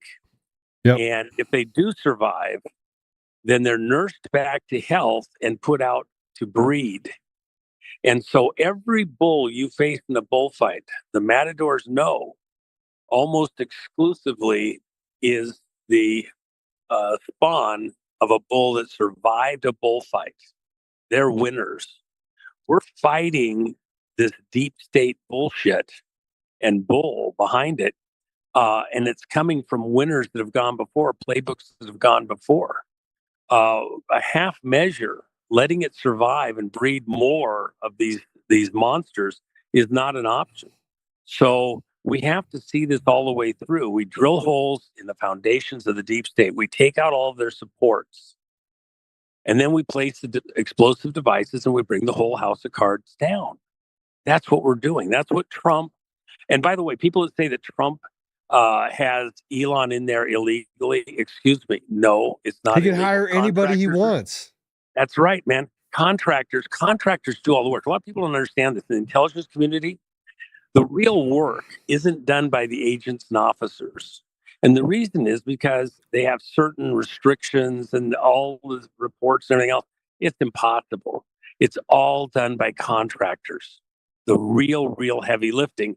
They just hand their stuff over to these officers and agents that compile it and send it through the right place.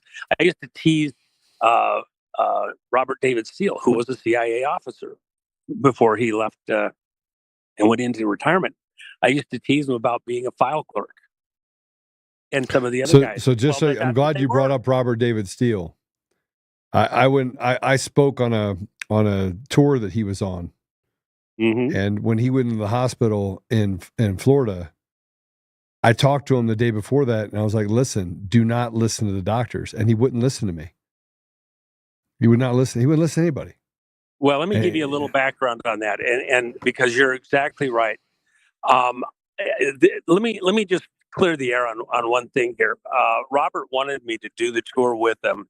He had asked me about it before he ever even started it, and I had suggested that a bus tour around the country would work, but you needed to go slow and then allow for people to go between station to station.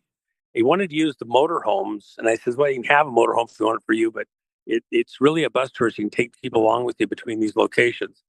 And so he went away that it really wasn't what I thought was best. And there were some personal reasons why I wanted to do it, which I understood, but it was highly expensive at the time. And I thought a relatively low return. And so I gave him, 6 figures to get started, but I wasn't willing to pay into it further.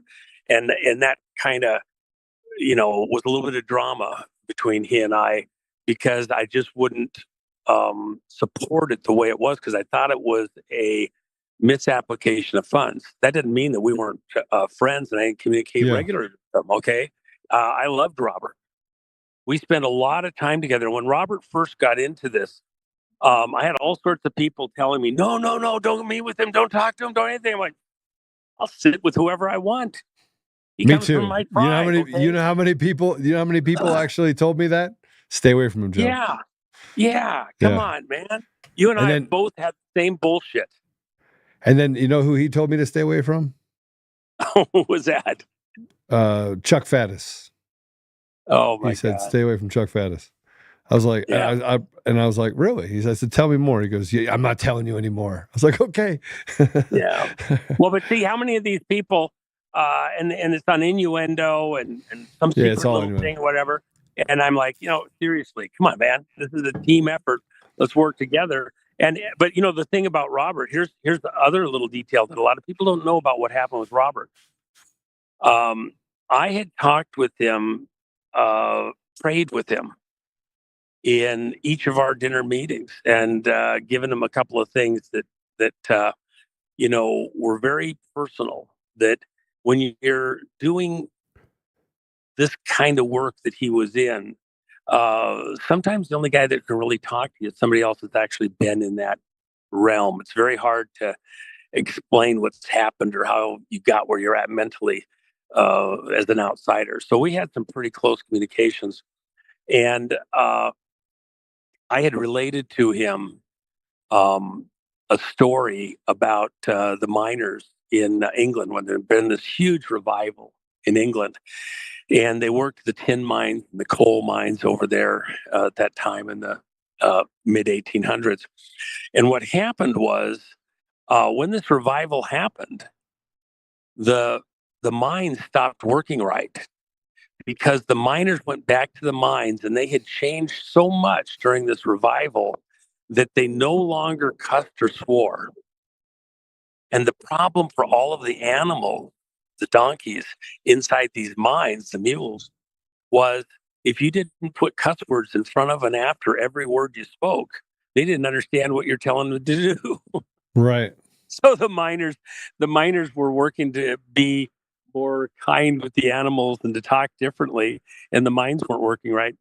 But that's how deep the change was in their heart and souls. It wasn't just a surface thing. It affected the community around them, even into the work.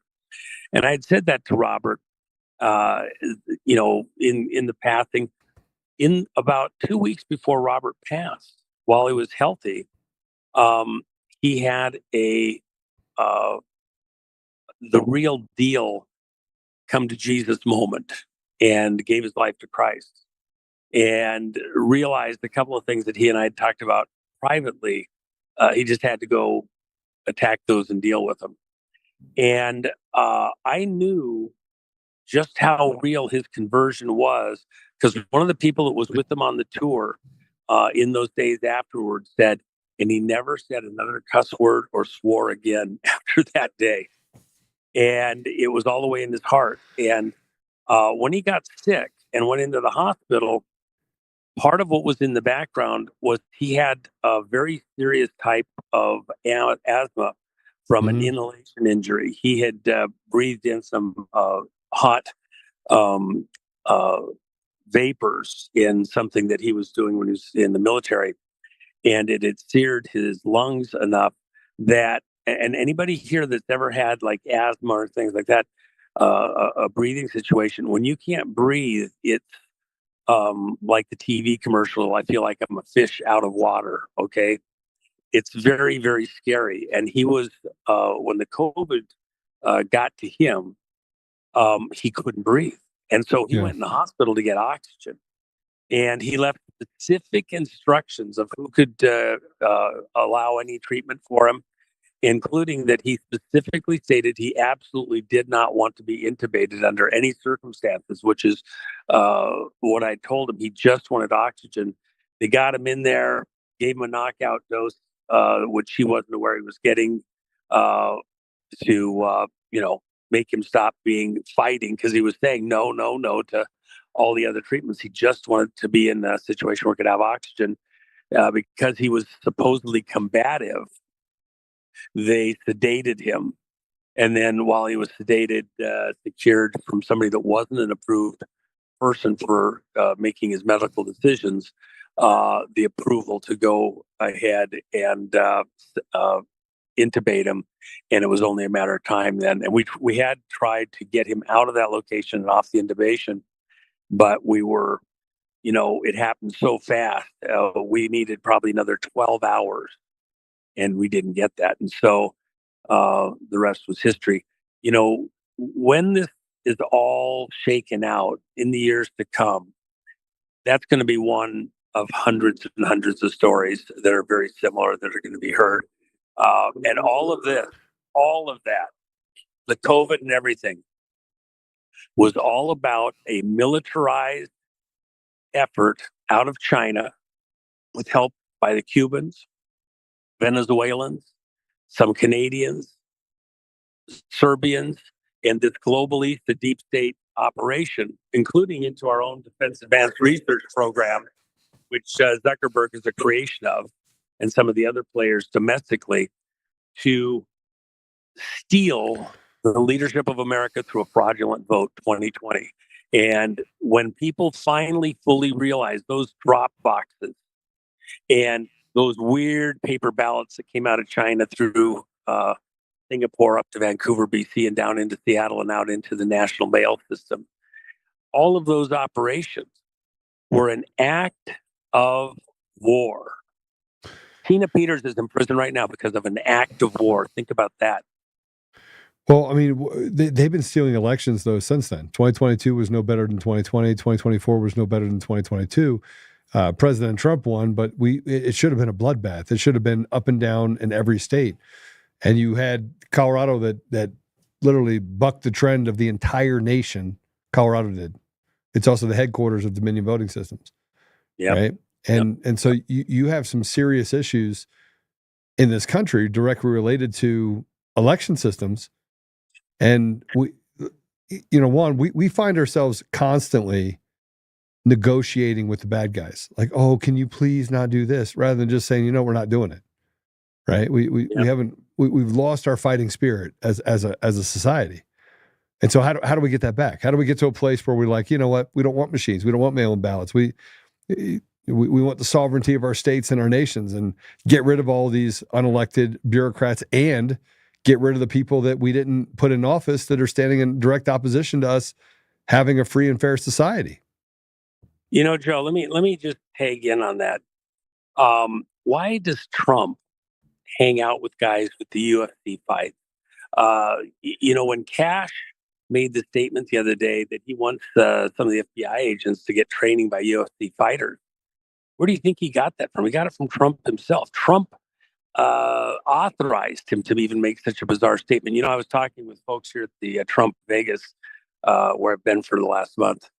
And they were debating behind the scenes. I'm probably letting something out, but I'll say it anyway. They were debating whether or not to bring in some UFC items that are Trump UFC stuff into the Trump gift store inside the hotel here. Why would he do that? Let's go back and think about Trump the day he was shot and he gets up, fight, fight, fight. You know, when the adrenaline is really flowing hard, we have a saying, you fight like you train. So we put trainees in the military, recruits coming up through the ranks in live fire situations where they have to crawl on their belly underneath real bullets and feel the vibration of those bullets whizzing overhead and understand what that's like so that they can be prepared for it, not get caught by surprise. When Trump was shot, how many times prior to that moment do you think Trump probably played through in his mind? What if? What if? What if with my dying breath, I only have a moment before my heart stops, before the blood stops reaching my brain, to leave one last impression, one last thought to the world? That fight, fight, fight didn't come out of nowhere. He had practiced it in his mind. He had trained himself. He wasn't going down without the fight. And he wanted people to have that as an image right down to their soul. If it's the last thing he was able to give to the world, to go against these deep staters, this global cabal. Fortunately, they didn't get him. They just winged him a little teeny bit. It's God's hand himself. Grace of God. Grace of God. Grace of God. And he says that. Anybody that questions, he's telling you that whatever he had in his spirit, in his soul, from God himself, a desire to do something important and godly, and not taking the glory to himself, by the way, but to the American people. He says, this is our presidency. He doesn't even claim the presidency for himself. This is all of us together, working together to be in this position right now to recapture the helm of the ship of state of America. And then not to go out and hijack and operate other people's countries remotely, whether it be Canada next door or Australia, New Zealand, or Republic of Congo, where we're working something right now. But to be our brother's brother, not our brother's keeper, as a people, to shoulder up. The elections that were stolen across the world, is 72 of them, including the United States. So 72 countries have leadership that was put there fraudulently in this global effort. Not even China's the sole source of it. It's this Davos crowd, this World Economic Fund, the City of London banks, et cetera, that have hijacked control in all these countries around the world. We're having to go out and fight, take it back. That takes a bit of gumption. It's a real fight, and we're going to lose some people along the way, and have. The president of South Korea just got out of prison 2 days ago, and a bunch of his leadership.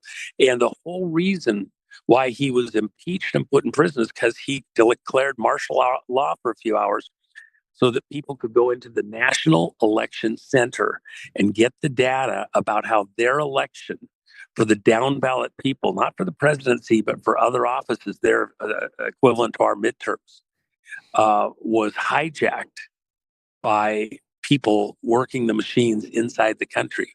And he was trying to get back to a just voting system and to reveal the frauds in their vote from April of 2024. So this is a world problem, but as goes America, and the work that we do to retake the helm of the ship of state for our country, other countries are going to want to follow, and we have to set the standard. We have to show the way. We have to show what can be done against these globalists. You can win against them. And so, the things that you're doing, I'm doing to reveal that, and then also to, protect some of the team. Tina is in a life and death situation, really, where she's at. And talk about a heroine, and at the same time a total patriot. She knew, when I sat and talked with her on this, she knew what the risks were. She was hoping, like anybody, that she wouldn't have to go through what she's gone through right now, but she knew what the risks were, and she still stayed the course and never backed down. So, wow, what a hero. Yeah, and now they're you have people that are grifting off her. I mean, there's so much that I want to say about that, but I'm not going to drag you in the middle of it. I've said my piece over the last couple of days, and I certainly have had my conversations with Tina 2-3 times a week where we talk through kind of what's happening right now. And the one thing that she does not want to do is she does not want to get out and not be able to hold them responsible for what they did to her. She's absolutely innocent. She doesn't want to, even if it takes a little longer to get her out, she wants to know that they're doing the right thing because she is innocent and these people conspired together in order to punish her. Yep, that's right. She could have easily taken a couple different deals along the way and not gone through any of this. But she's as all in as anybody. With that as a example, an iconic effort on her part, it should help everybody to think and think again. I've heard, and I know you've heard, Joe, I'm tired, it's over, nothing's happening, it's not happening fast enough. Man, that's painful. Those people that want to even express that stuff, please go away. Go back to whatever. Go to bowling, go watch a baseball game, take a break. Even soldiers in combat situations, at a certain point, we have to rotate them back, let them get a warm meal, a shower, recollect themselves. So maybe the people talking that way, they're not the worst people in the world. They're not patriots or whatever, but they just got to take a moment and rethink. We'll take the fight for the moment and hope they come back in at some point in time. But the reality is, in my entire lifetime, in twice my lifetime, we have not had an opportunity to recapture the way our country works and to stop these star chambers like you described a few minutes ago within the judiciary, which also exists in 100 other places within our government, including the worst of all, senior executive service, which needs to be completely, the guts ripped out of it and all the pieces thrown to the four winds, just as the CIA needs to be done, and other groups and agencies in here where they've been hijacked by pirates. We need to hold the course. That's exactly what's happening. We're taking back the country, and we have a great iconic figure that's in the right position, authority-wise, to lead the way. Even Trump isn't saying this is all him. This is a team effort, and those people want to be remembered in history for being on the right side of the fight. Need to take a deep breath, get their focus, and ignore all the siren songs that fall away, or it's not fair and it shouldn't be done, and hold the line. We're winning. Stay there. So I need to ask you a question. I know that we're looking at what's happening with President Trump and the things that he's doing, and I believe he's setting up all the chess pieces to set up these judges. He does have judicial authority to just disband entire judicial courts. Like I think that's what he's setting it up for. Personally, I think that's what he's doing. Yes. But and I'm in agreement with you too, Joe, on that. Go ahead. I'm a nerd, so I'm not a lawyer. I've never played a lawyer on TV, right? I'm a system architect, so I look at things a little differently from the standpoint of how do you war room things and what's the predictive possibility of what's going to happen next. And one of the things that I wasn't prepared for, and we talked about this yesterday, and I'm going to go to the JFK files because I think when you were on a couple of years ago, we actually got to talk about the JFK files a little bit. Yes. And, I told you before, I read the Warren report, the Warren Commission report. I read it end to end. And at the very end of it, I was like, this is all bullshit. Like I said then, it was all bullshit. Like none of it was, it didn't make any sense. It had too many holes. And I was 19 years old at the time when I read it. So now that the JFK files have come out, how do you feel about the apparatus of our own government killing the president of our country and the parallels that we saw happen with President Trump before he was elected? Well, let me just add a little piece to that. It's like the murder on the Orient Express. It wasn't one person; it was all of them. Okay, they were all in on it. Yeah. When we see the CIA involved and the Star Chamber groups that were involved in taking out JFK, they all had their reason for participating in it, and then creating numerous scenarios to obscure the path to truth. I think the most important part of it, myself, as you look through the papers, and we have time now to get to the truth. And by the way, the papers that were released are not everything. There's related papers that still have been released. So it's now you're following the trail. We have these from the Warren Report and things like that. Now we can begin to follow the trail to the other places where things were hidden. But what you're going to find ultimately is you had several intelligence agencies who themselves had covert ties to mobster groups, but they also had ties to other intelligence agencies. And they all had their own reasons why they needed to make sure, as you know, from their own angles, that President Kennedy was dead. So you have Israeli intelligence tied up in this and contacts, not necessarily Mossad proper, but these families that, just like if you were to say you have mob families here in America, they may have relationships with policing and intelligence agencies that they've fostered. Kind of like in the movie The Departed, where the bad guys also got informants into the various agencies, giving him stuff to take out his enemies and keep himself alive. They all work together as groups. And President Kennedy was going after a number of things that they could not allow to happen, including allowing Israel to become a nuclear power and stay there with diverted nuclear materials out of the U.S. system. As they all made their separate side deals, one group with another group with another group, you find that they all had, for their own reasons, a desire that President Kennedy was gone, because he was legitimately going in there to take out the deep state.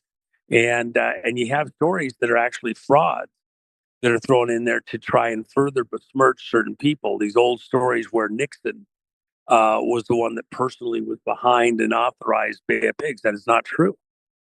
He was not in favor of that. He came out of the Eisenhower administration as the vice president, and they tried to claim that Nixon and Eisenhower had worked up the Bay of Pigs thing to take over Cuba, and then Kennedy was supposed to just go along with it, and that was not true. Kennedy got to the truth of it. He and Nixon were friends, by the way. And he was getting ready, and he was getting ready to drop some pretty big bombs and investigate what was happening with Lyndon B. Johnson. I mean, there was some stuff happening that you could read even in the Warren Report. Win. Yes, he was going to take out Johnson because Johnson was as corrupt as you ever get in the politics, and he was dangerous because of some of his alliances. You know, he'd even there's books that were written that they went out and got all the copies located for the most part, where he'd had people, even possibly his own sister, killed just to get in power and stay in power. He was a pretty grotesque person. And but I'll tell you what, let me just add this. Johnson is the guy, when he found out about K-129, which I've talked about extensively at various times, the submarine that sank north of Hawaii that was in the process of firing a nuclear missile into Pearl Harbor, a second Pearl Harbor, March 11th, 1968, when LBJ found out, saw the pictures, and knew what had happened after one of our boats, the Turtleback, a sub that was designed like a sci-fi movie, Voyage to the Bottom of the Sea type of thing, where it could release a sub, be under the water, nobody sees it, and this sub released out of the bottom of a sub could go out and search the ocean bottom. And they tracked down and found this submarine K-129 on the ocean floor and saw all the indications, there are a lot of specific things, that it was in the process of launching a missile. And it was a missile that was aimed for Hawaii. They were going to try and blame Russia China for a globalist operation. It wasn't even just Russia behind it. And make America go attack China, or go attack Russia on this thing. And it was a false flag. Attack China. It was a false flag. Remember, we're in the middle of the Vietnam War and all that. But when Johnson found out, I mean, I've done like 3-hour presentations on this. Somebody can go find them. I'm trying to shorten this. When Johnson found out that he almost was sucked into an attack on China, an attack that could have killed tens of millions of people, exactly what Kennedy was afraid he was getting sucked into by the very same globalista crowd at Bay of Pigs. And then again, during the Cuban Missile Crisis, Kennedy was being baited into starting or responding to a nuclear war. And Kennedy, during his presidency, was afraid before God himself, as a Catholic, that he could be the guy who led the way into a nuclear war that would kill tens and tens and tens of millions of people and destroy whole countries. He did not want to be that guy. And when Johnson found out, after he and the crew that got him into power, who also wanted this war, that he was about to be set up to do the same thing, to start a global nuclear war, it drove him crazy. He decided not to seek a second term. He withdrew from the race after he learned all of that. And he said because he had to focus on certain things that were going on behind the scenes and couldn't be diverted. Well, what was he focused on? The fact that we'd almost got false flagged into a war. And the people that were setting him up, it drove him crazy. You know, he spent the last years of his life smoking dope a couple times a day to steady his nerves, grew his hair out, you know, middle of his back, the ponytail, went in a bizarre direction that all the people around him were just shocked. Why? Because he had even as hard as it is for some people to believe it, a soul hidden somewhere inside there, and realized what he'd been part of. I think actually, based on some people around him, he had his come to Jesus moment somewhere in there. He never fully recovered from it. It's hard to say if he had anybody that actually sat with him and walked through with him and came to a point of profession of faith or something like that. But it certainly, it affected him. And that's what we all have to kind of think about right here within even your audience. What of the things that President Trump is doing are at the end intended to stop all this fighting, all these wars, all this death?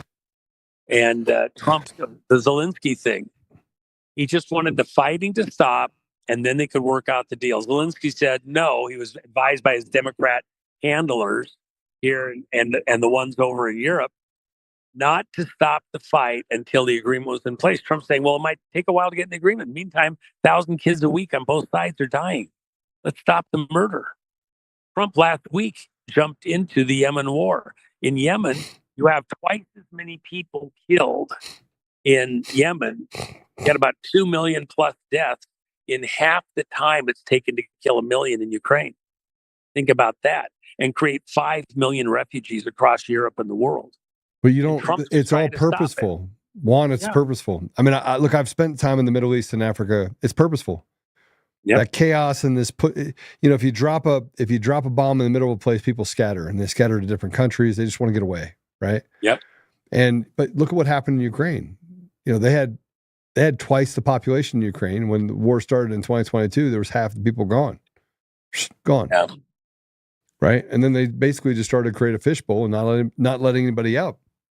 And the reason why Zelensky does not want to stop the war is because then they have an election and that little midget gets thrown out. Yeah. Yeah. I hate that guy, man. I want to punch that guy right in the face. I'm telling you right now. Well, you know, talk about people that are just put up that, look at his history before he became, president. He was a queer dancer, with rolling around in Crisco oil. The the same people putting people into positions of authority over us through their fraudulent election stuff. Okay. Excuse me. When I first talked with people and mentioned before Obama was even a candidate, remember in one of the meetings in Russia that an associate of mine was at, before we even got to the election phase, 2 years before the election, in 2006, 2 years before the 2008 election, they were at a dinner in Russia, and one of the guests at the dinner said the next president's going to be a little-known senator from Illinois, and his wife is a guy, and everybody laughed. Okay, how did they know it? What were they listening to? What conversations behind the scenes? Which star chamber? Which European group was calling those shots? Okay. I can tell you that person later said that they got it from somebody in Saudi Arabia. Well, where was Brennan? Okay. So what did they know and when did they know it? And I talked about this for quite a while before Trump or before Obama even got the nomination. His wife is a guy. Their kids aren't their kids. Michael. Go Michael. Yeah, Michael Obama. Big Mike.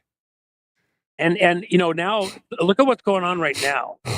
In this particular moment, they're trying to rehabilitate Obama. So he and Michelle are on the out. And now you got, what's her name? The Hollywood starlet, used to be a wife of Brad Pitt, who supposedly is having a secret tryst with Obama, which,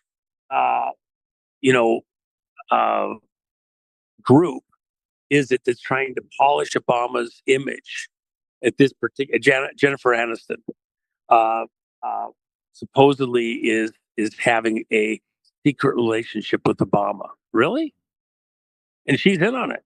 How much are they paying her? So that they can make him look like a heterosexual, and maybe he never knew all the years he was with Big Mike. Do you think the kids know? Do you think the kids saw Mama run around with a wiener hanging out? You know what? I want to pause and slow down for a second on that, because we ran into this when I was doing water on the Clintons and like that. And Chelsea was just a little kid. By the way, for all of his failures, the people that were on the security detail with Bill, they complimented Bill on a number of things. And I guarantee you, if it wasn't for the other stuff that I know behind the scenes, I probably enjoyed sitting down having a beer with Bill and hanging out. He's actually a pretty smart guy. But Bill, of all of this crowd in this secret handshake cabal stuff, the one guy that actually has a brain is Bill Clinton. Seriously. Oh, he's a charismatic guy, but he is a psychopath. He's a bad guy. He's a liar. He's very charismatic, but he is not a good dude. He's big time. Yeah, he's not. It's not like I want to be his best buddy or something like that. I'm just saying that he's a smart guy. I get it.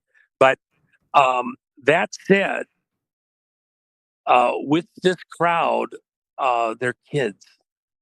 When Chelsea was just a kid, he'd show up at the baseball game. He'd sit through the whole game. He'd make sure that she was in a safe situation if he was going to be gone, that she's been properly attended to and like that as a kid. And these kids, they're along for the ride. They don't have any say. But think about the Obama kids. They don't know anything. And then at some certain point where they may be aware of stuff and have to do the mental gymnastics, what kind of promises, threat, duress were they under? Think about it, the scrutiny, not just that they could accidentally say something wrong, but if you do, just like Joan Rivers, there's no room. Doesn't matter how close you are, how famous you are, how good you are. They'll do what they have to do to protect the secrets and keep the ball moving forward. So those girls, how would it affect any person in this audience if you suddenly found out, well, first of all, your mom is not actually mom? Yes, my paw. Well, I mean, where did I come from? whose am I really? And nobody's admitting anything. How do you reconcile that? I mean, that would be a hard one. I have a lot of empathy for the girls because they didn't do anything wrong. They were thrown into this situation. And by the way, let me just add this. So was Obama. Obama, the person that you think was the mother of Obama, Stanley Ann Dunham, was not the mother of Obama. He was placed with her. He was born at the Peace Arts Hospital in Vancouver, BC, to a little Indonesian girl who got pregnant. Is that why he has those little ears? Is that why he has those little ears? Yeah, it's an Indonesian mother. She's the one that has the color in the skin. He's not African. That whole thing is a total ruse, okay? Even the photos are photoshopped of him supposedly meeting his dad at the airport in Honolulu. We've got experts, the real experts that have looked at all those photos. They're all photoshopped. And by the way, who was in charge of creating false histories over at the FBI or at the CIA? Who had that job before he rose up through the ranks and became station chief in Saudi Arabia? Brennan. Why did Brennan under Obama get to be head of the CIA? He's the one that created the fake history at Harvard, okay? Where nobody who took the political science 4-year political science degree that they went after, including Michael Medved, went to school the exact same 4 years at Columbia as Obama supposedly did, never saw him once. There was only like 29 people in that thing. They all worked together. Everybody knew each other. They all knew what degree they were going after. Never, ever once saw Obama. Why? Because his history there was totally fabricated by Brennan. Yeah, hello. They're going to come yell at you. You're across the street from the Trump International. You better be careful. Yeah. Well, I couldn't get a good Wi-Fi today. They're doing something with the Wi-Fi, so I had to walk across the street. Otherwise, I'd be by the pool, relaxing, getting my tan work on while I was talking with you. So I was going to put up a picture while you were talking. I was going to, we had it all set up to where I was not going to be on. Apollo, go ahead and put it up there. We had a picture for me. They're going to replace me with. Do you have it, Apollo? Which one is this? The picture of my shoe. Oh, give me a sec. Yeah. We're going to put up a picture of my shoe and have you talk to my shoe. Cause I usually talk into your shoes. Usually you're like out there, you're like relaxing. One, I gotta get on an airplane in about 3 hours. And so I do have, there we go. We're going to put this up there. Oh, that's great. A lot of times when I'm getting pictures taken with folks, we take pictures of our shoes together and put the ring in there. It's one of the funnest ones. I've had a lot of mistakes. It's a lot of fun. Okay. I got to ask you this because people keep asking me the question in the comments. Chief of Staff, you've said it on several podcasts. Chief of Staff, is that government? Is it a government deal or is it a No, it's our own operations, and I have a number of things going on, and so Matt helps to coordinate within the various groups that I'm working with and like that, and he's been absolutely astounding. He was other than the F-117s, by the way, he was the first pilot to go in feet dry, they call it, over Iraq in Desert Storm. And he flew A6s, and you go in and get the bad guys to turn on their radars, and then when they do, you take a shot at them and take them out, so that the other guys can come in and work without having to worry about getting shot down. So, Matt, Marine pilot, fantastic guy. But here's the thing: I told Matt several months ago he worked at Gitmo. He actually sat on tribunals at Gitmo. He helped. He supervised the upgrade of the media center at Gitmo, because at a certain point in the not too distant future, you're going to have a lot of media at Gitmo being hosted there. And I told Matt, I said, the reality is, with your experience you really should be preparing to be in the media pool at Gitmo. And I think you'd be a leader of the pool because of your experience, so that people get the stories right. So with that in mind, he's got a nice little Porsche there. So I said, Hey, if you like Porsches, you'd like my Porsche. Oh, well, I haven't had a Porsche in years, but I've had a couple of epic Porsches. Believe me, I've had a couple of neat Carreras and all that. But So I have a Turbo Cab S, 2023 Turbo Cab S. Oh my gosh. Okay, yeah, you're in my zone. You know what? My first one, I had a 912 T, or the wasn't called a T-top. It's a you pull the whole section out there on the top, and I forget what they call it, cabriolet or whatever. And then I had a Carrera. I had a red Carrera for a while. Yeah, I got a 1980 911 SC as well. I used to love collecting cars. I like cars. I have a whole lot less than I used to. I mean, I used to have some really nice stuff, but unfortunately, spending $1 million on having people owe me $4 million, spending millions of dollars over the last 4 years, and having somebody owe me $4 million has put a damper in my step a little bit. So. Yeah, no, I get that. You know what?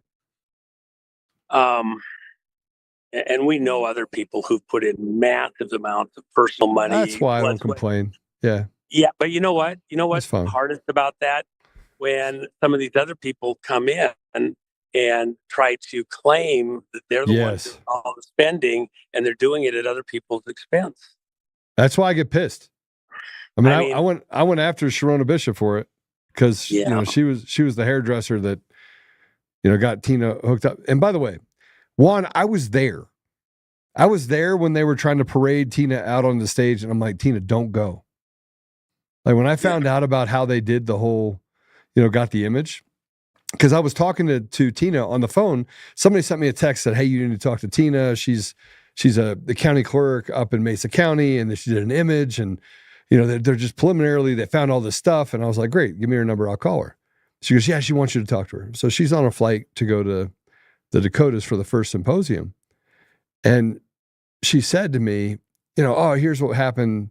Here's how we got this image. And I was like, okay, well, explain it to me. And she's like, well, we had somebody come in and do an image. I'm like, who? And she's like, well, she was really cagey about it. When I got there, I found out about this Gerald Woods guy and that they knocked on wood and got an ID and did this covert deal, which is fine. You're allowed to do a covert operation, right? And then I found out she asked Mesa County IT to do the image for him, and they said no. Yeah, which was their responsibility to do. They should never, ever have put her in this position to protect the vote. They should have stood up and done this. But Juan, they knew. They all knew. So the only way that you would bring in a CIA confidential informant whose dad, like Conan Hayes' dad, was a CIA guy that wrote a book about being CIA.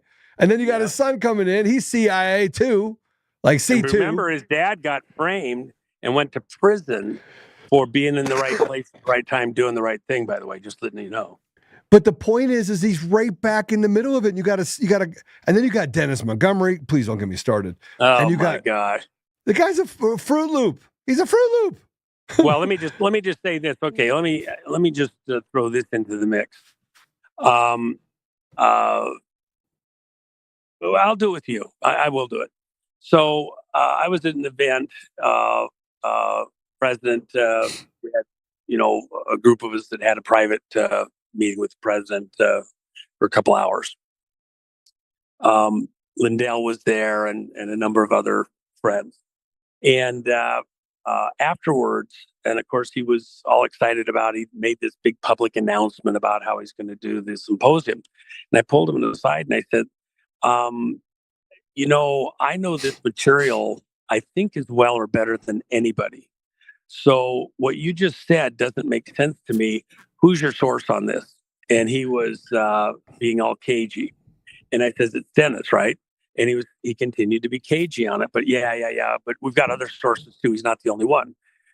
He referred to his attorney and said that Kurt Olson. Let me guess. Kurt Olson.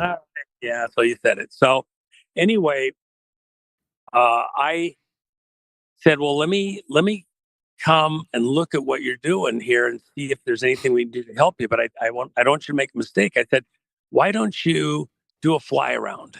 Look, you're not going to be able to hit the carrier deck right location. You might miss the wires. It might be too hot. Let's do a fly around, buy us some time, and let's go look at the data you have so you have a good event, because you're talking about doing it in 30 days. And everything he was saying didn't make sense to me. And I know the players, and I knew what was going on. Nope, it's set by August 13th. Trump is going to be back in office and blah, blah, blah. And I said, okay. So I suggested that it might be like watching paint dry for him to host this thing 24 hours a day. Why don't we get somebody else that this is what they do for a living to host the event and look at this, and let me come up and do a walkthrough with you. When you do it, I'd love to come up. I'll bring some people and maybe we can give you some clues. And so I was invited to go on up to see the location they were going to do the symposium. And when I got there, I asked again about the source on the information they had, and was directed to Kurt. And I had about a dozen people around me. So there's plenty of witnesses to what transpired. And let me tell you, he said it was legitimate. Yeah. Well, and I said, hold on. I said, what's your source? Because Lindell told me there was 3 sources on this.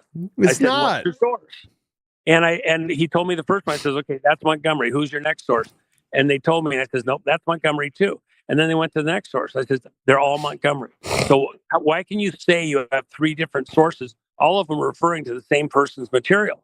And all I said, I didn't go after what Montgomery had. I didn't try to go into that whole thing. I just said, let's take a pause. You still have time and you can save face. Let's push this event off 90 days, 60 days, at least 30 days longer, and allow independent people, we suggested out of the university system, to be able to look at this, because some of the university system has access to the secure computer systems that Montgomery was claiming you had to use that were over at Lockheed in order to read what was there. I says, why don't we let these people come in and look at it and verify, validate the material as being accurate, so you don't trip over your own dick? Come on, man. But it's not true, Juan. He said he had this. All right. So let me just, when I came in, all right. I did this yesterday. I'm doing it again. When I came in the symposium, I went up and talked to Conan, right? First of all, I had to settle people down. You had Harry Hurst, he had this $5 million deal. And they told me about the $5 million deal. And I was like, you guys are going to lose. And they're like, no. We have this caveat, right? I was like, bro, you just got set up. And Mike got set up by his own people. And a fool and his money are soon parted. And Mike has probably got one of the biggest hearts you'll ever meet. I mean, this guy's got a huge heart, right? No, I mean, he's a patriot. Okay, let's not. That's 100%. But he also listened to some of the dumbest MFers you'll ever come up across, ever. We can all get conned. He was a mark. Yeah. He was a mark. He was a total mark. So, but I'm there, and I'm like, where's Dennis Montgomery? And they're like, well, he's not here. He's in the hospital. So, I mean, I'm pretty well connected, and I'm like, all right, where? And they're like, Florida. And I was like, okay. So I was like, beep, beep, beep, beep, beep, beep. I had somebody go down, and I was like, find Dennis Montgomery. Here's what I know about him. I said, give me his phone number. Give me his phone number. I said, find him. Now, look, I'm a data guy, right? I ran a data company. I'm actually really good when it comes to system architecture. I said, go find this guy. They went down, found the guy. He was walking out of a supermarket. I was like, guys, he is not in the hospital. He is at the supermarket. And they were like, no. And I'm like, here's a picture of him. Is that him? Yeah. Okay. He's walking out of the supermarket. He walked out of the supermarket 15 minutes ago. He is not in the hospital, right? It was all a play. And I'm like, guys, he's not in the hospital. Oh, he had a heart attack. No, he's not. He literally was at the supermarket 15 minutes ago. Anything else you want? You want me to go knock on the door of his house? So I did all this to start with, Juan, and it's all, I said then, I go, this is all set up. Tina, they wanted to put Tina on stage. I was like, do not do that. I went to Tina. I was like, Tina, do not get on stage. It's a setup. I'm telling you, you're going to walk out there. They're going to clap for you. It's going to create emotional response from you. You're doing the right thing. You're going to talk too much. What'd they do? They put her on stage. Then they had this Code Monkey guy come in and show the deal. And all of a sudden you have Conan Hayes, signature on the image that they're showing and passwords. Like every possible thing you could do wrong, Juan, they did because it was on purpose. I was there. It was very upsetting. It was disturbing. Okay. And you had lawyers there. You had Kurt Olson there. Kurt said to me, he's like, "Oh, I like the way you think. You do? Good. Don't put Tina up there." And then that's how it all started. And it's the first time I met Professor David Clements, who's a cool guy. And then I got to, meet. I'm at my Clements. I'm trying to look like Clements with my hairstyle, okay? Man, that's tough. You got to really work at it. He's been doing it since he's a little kid, okay? Yeah. But Juan, they set her up. Well, no, let's say it maybe a little teeny bit differently. All right. What happened was they're retarded. When they didn't listen, when I can tell you all the people. I mean, anybody that thinks that I'm just talking out my ass here, excuse me.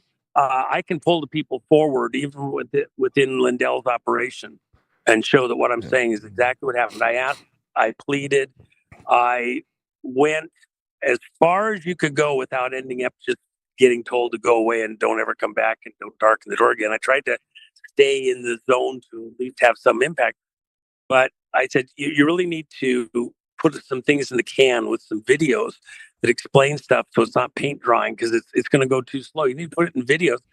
I made one video. I hired a crew that was down there in Texas near where Colonel Phil Waldron is because he knew the material really well. He was that guy's a good dude. I don't care what anybody says. You'll hear a lot more about him in the not too distant future. Beautiful guy. He's put it all on the line. But he did the video that was there shown during the symposium that I guaranteed. I paid for it to be made. And only at the last second with like 3 hours to go did Lindell agree to go ahead and pay for the video so he could use it. Because I said, I won't give it to you. It's there for you. You're going to need it. And he agreed to pay for it. And it probably cost me more than what he ended up paying for it by far. But I didn't care. You just wanted to at least have. You have to remember what's the context. The country was in a very fragile state at that time. And you could lead everybody right to the edge of the cliff and throw them over it. That was my attitude if you failed on what was going to be going on here at the symposium. And I felt it was playing with the emotions of the people, getting them all excited. And you weren't going to be able to produce because I knew this material. And it wasn't what it was purported to be. And so trying to snatch victory out of the jaws of defeat.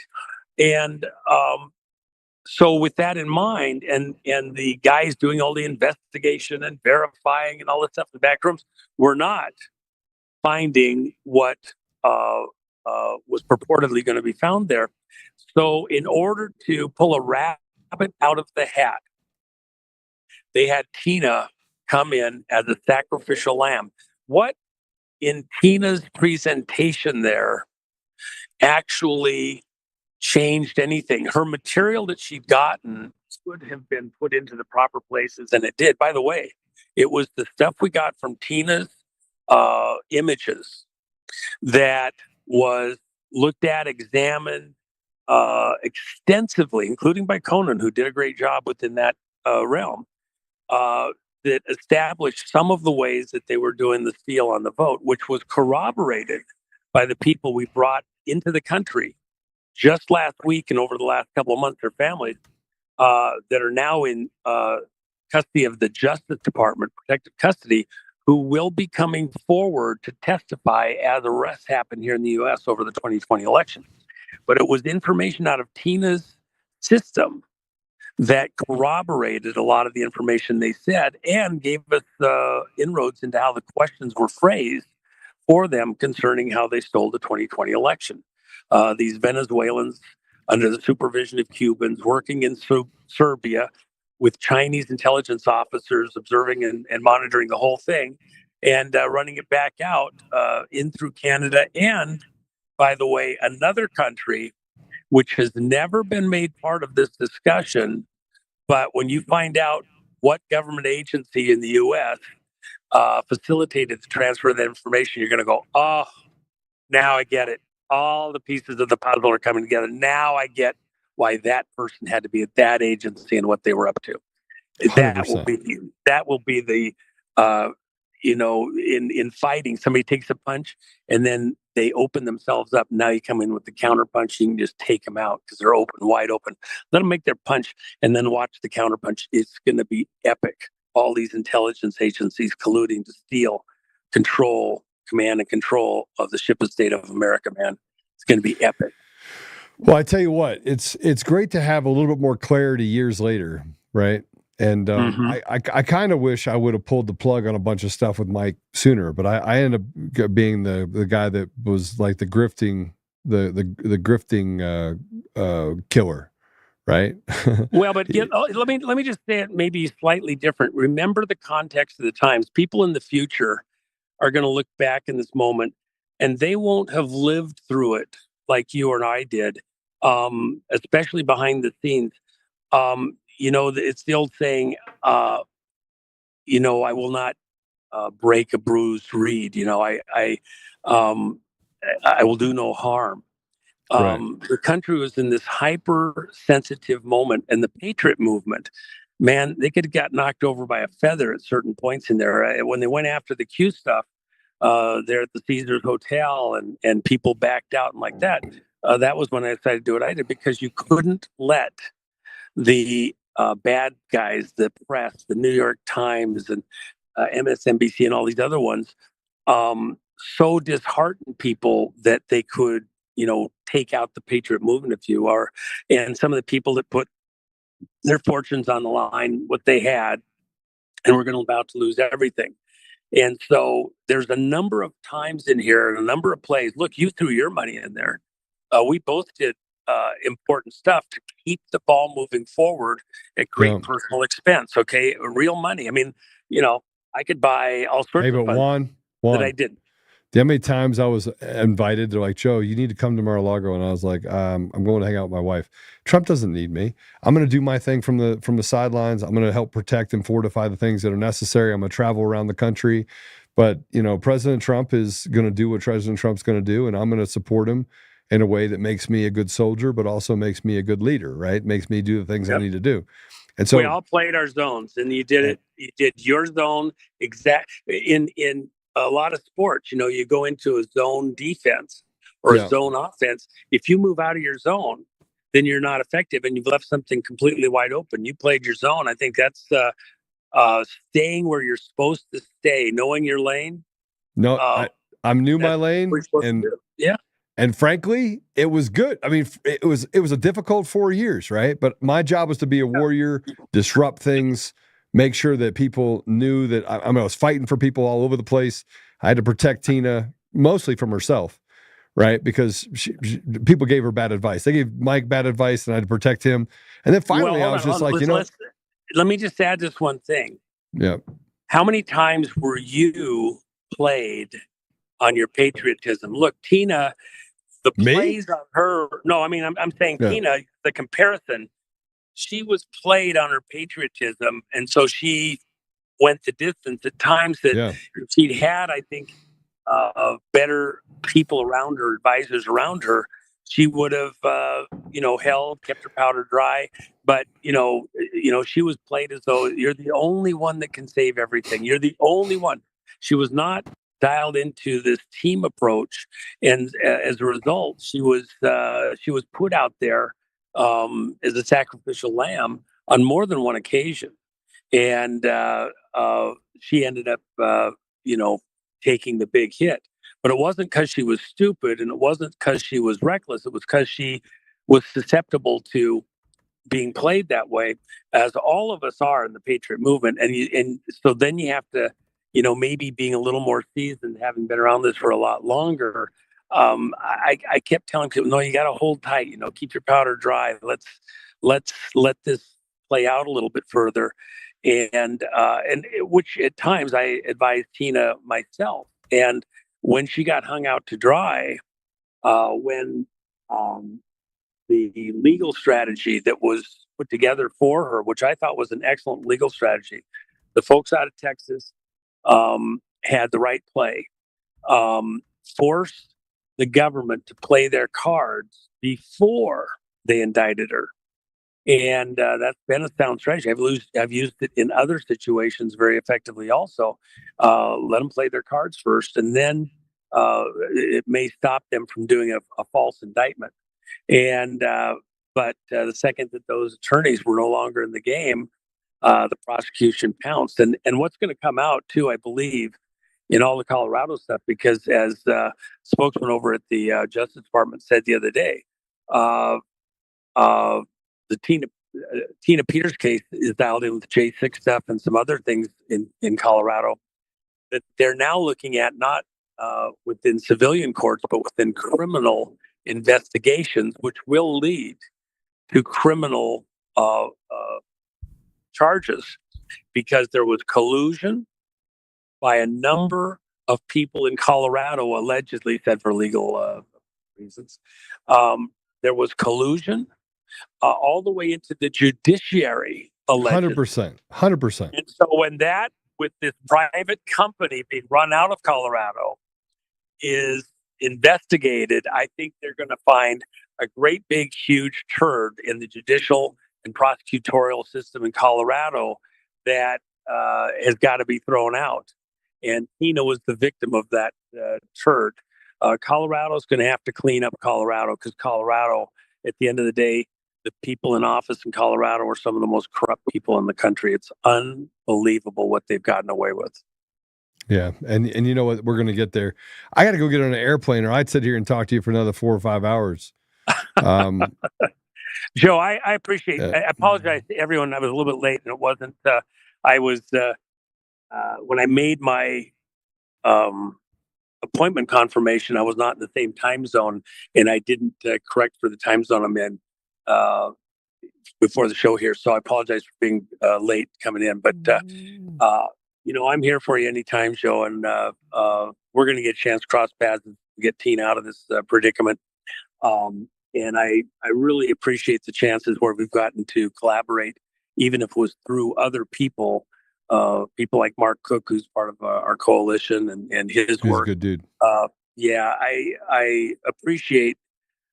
The best part of this whole thing is getting the opportunity to see this all shake out and find out who the real good guys are versus, you go in with, you give everybody a shot, you're sincere, and you start working the problem. And then over time, cream rises to the top. You find out who the ones are that are square and the ones that are, there to make a buck or to, self-aggrandize and all that. And I have a lot of appreciation for you, your audience. This is a great location within the Patriot movement to hang out. So I'm right there with you anytime, and love to collaborate in anything you got going. That sounds great. Juan, thank you again for all your work, your hard effort, your sacrifice over the last 4 years, for just standing tall, and for being there at the Trump Tower in Las Vegas. Great place. Beautiful. I'm telling beautiful. you, man, it does not get old. I had a couple of groups here over the last couple of weeks, and we had I don't know, probably 100 rooms up there total that we had. It was so fun. It was just a blast. And let me just say it this way: at some level, and I've done a number of private conferences here that were business things like that.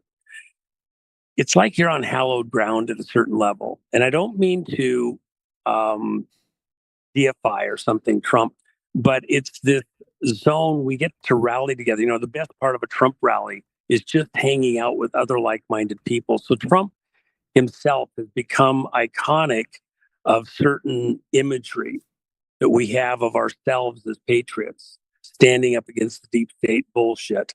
And let's forget the bullshit, kill the bull, go right past it and kill the bull. Trump is doing that. And he's setting an example for the rest of us. We're not going to deify him. We're going to thank him for helping us all get our minds right, fight, fight, fight. Something I guarantee you he practiced in his mind many times before the incident actually occurred.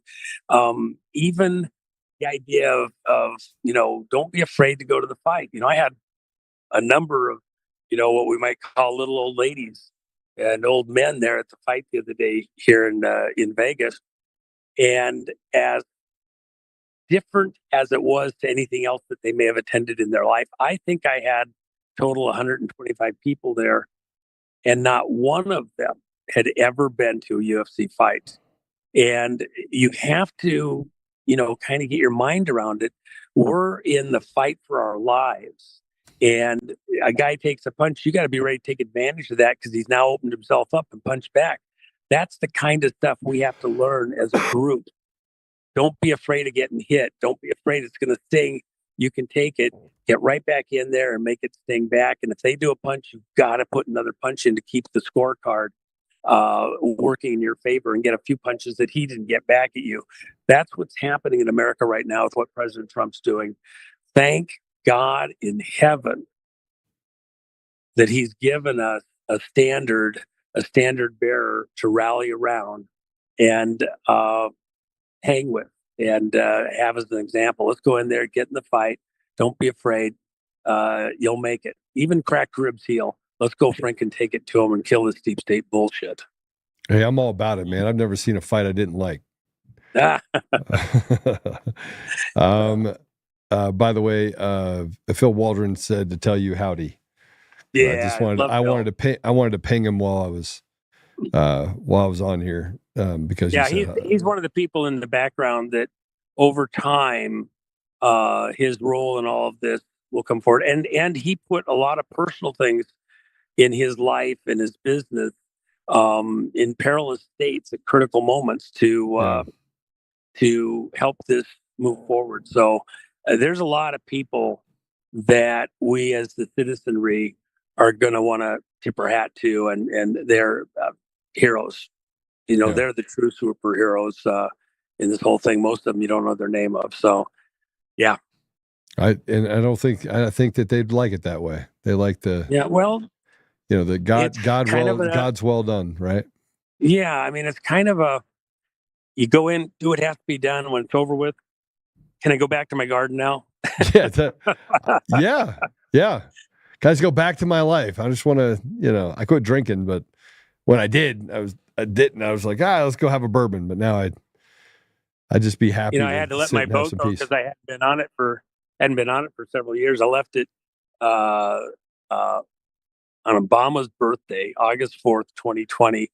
And I couldn't get back to it for 3 years. I couldn't get back to it and finally had to let it go the other day. Well, year and a half ago almost now. But, I've got a car engine that I've had with all the pieces laid out on the bench, ready to assemble since spring of 2020 that I wanted to put together myself because there's a lot there. It's pretty intricate. I knew all the stuff. I used to know all the stuff I wanted to do to make sure it went together right. And I just want to go back and put that thing together. But Amen. The fight is too important. I get it. I guarantee you within this audience, 90% of them have the same story. We're all in this fight to get it to the win. So I'm not unique in that at all. We got work yet to do, so we're not able to just walk away from it yet. But time's coming. We'll get there. We got business stuff to do too. So love you, Joe. Go catch your plane. Love you, brother. And right. I appreciate the chance to break bread with you and your audience, and look forward to doing it again soon. Not so long this next time. Sounds great. Take care. God bless you. Brother. All right. Thanks, folks.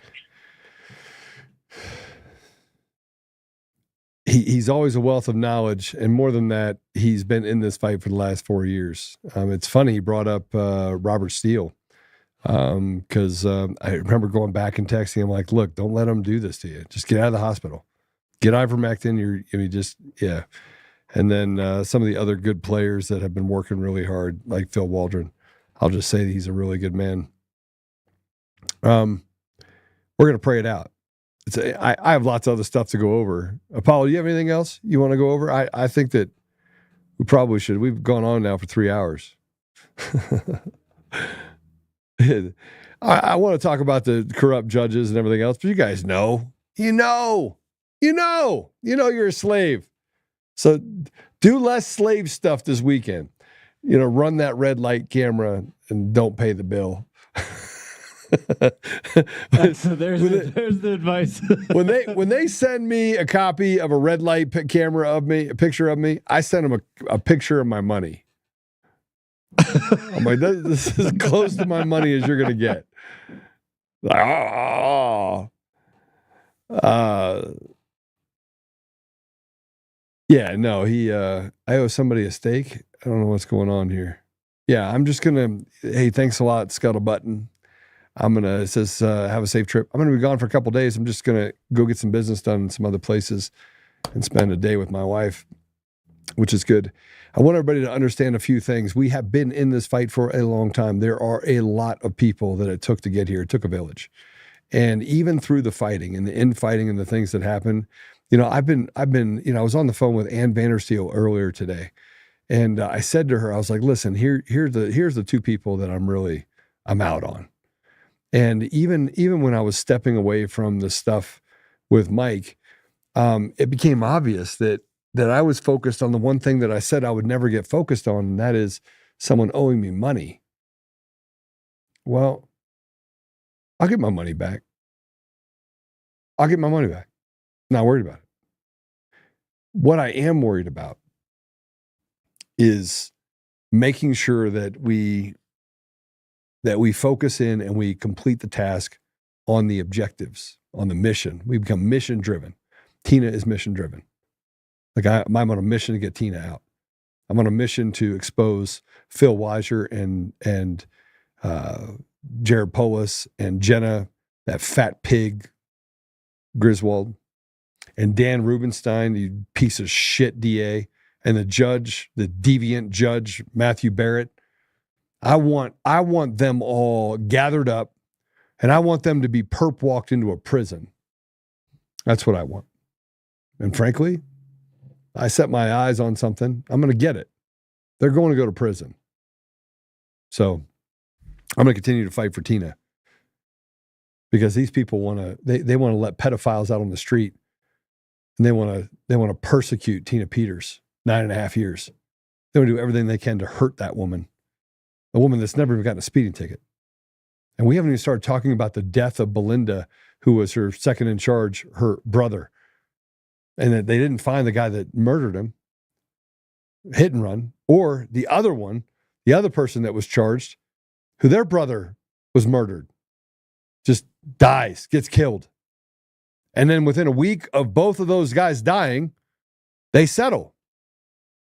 Coincidence? I don't think it is.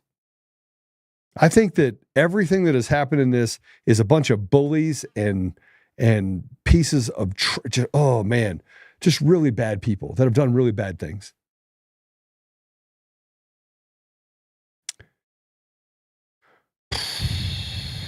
Let's pray, shall we? Let's pray it out and remember the fact that we are going to get rid of, if I have to run for governor in order to get Tina Peters out, I will. Wouldn't that be the biggest gangster thing? Run for governor, win, abolish property tax, get Tina pardoned, and then quit. Make sure I got a good lieutenant governor. Be like, hey, you're the governor now. I came in here, I fulfilled my goal, and I'm out. I don't want to be involved in politics. I just think that it's easy to solve a lot of these problems. Get rid of the greed. Make it so that your focus is on people and purpose and not the dollar. And a lot of good things could come of it. A lot of good things. Scott Bottoms is running. You need to talk to him. No, I don't. I don't need to talk to Scott Bottoms. Scott Bottoms doesn't start talking about Tina Peters and stuff like that. I'm seriously thinking about running for governor, because the people that they have running for governor, none of them can win. You can't win because you want to talk about being on this side of the aisle. What I want to do is I want to talk about the people of Colorado. I want to talk about the people in the poorest communities. I want to talk about the kids that don't have air conditioning, but the Mayor Wellington Webb building has, marble floors, $1 billion they spent on this deal. And the school down the street's falling apart. You could spend $1 billion making your little fiefdom with this administrative mecca, but you can't You can't take care of the kids down at the school? They can't have air conditioning? It's kids. We don't have to treat them well. It's backwards. We waste money and steal from our children and give it to these pieces of trash that they call themselves elitist. We do it over and over and over again. So anyway, I don't think any of the Republicans can win. I don't think they can. At least not ones that are in so far. So I don't think that Scott Bottoms could win. And maybe, okay, Scott has done it and is in the fight trafficking and saving our kids. He is quite a fighter. Okay, quite a fighter is fighting this way. Not with, I'm going to kind of walk and have decorum and be really nice to people. I have no interest in being nice to demons. Why would I? No. I'm not going to negotiate with terrorists.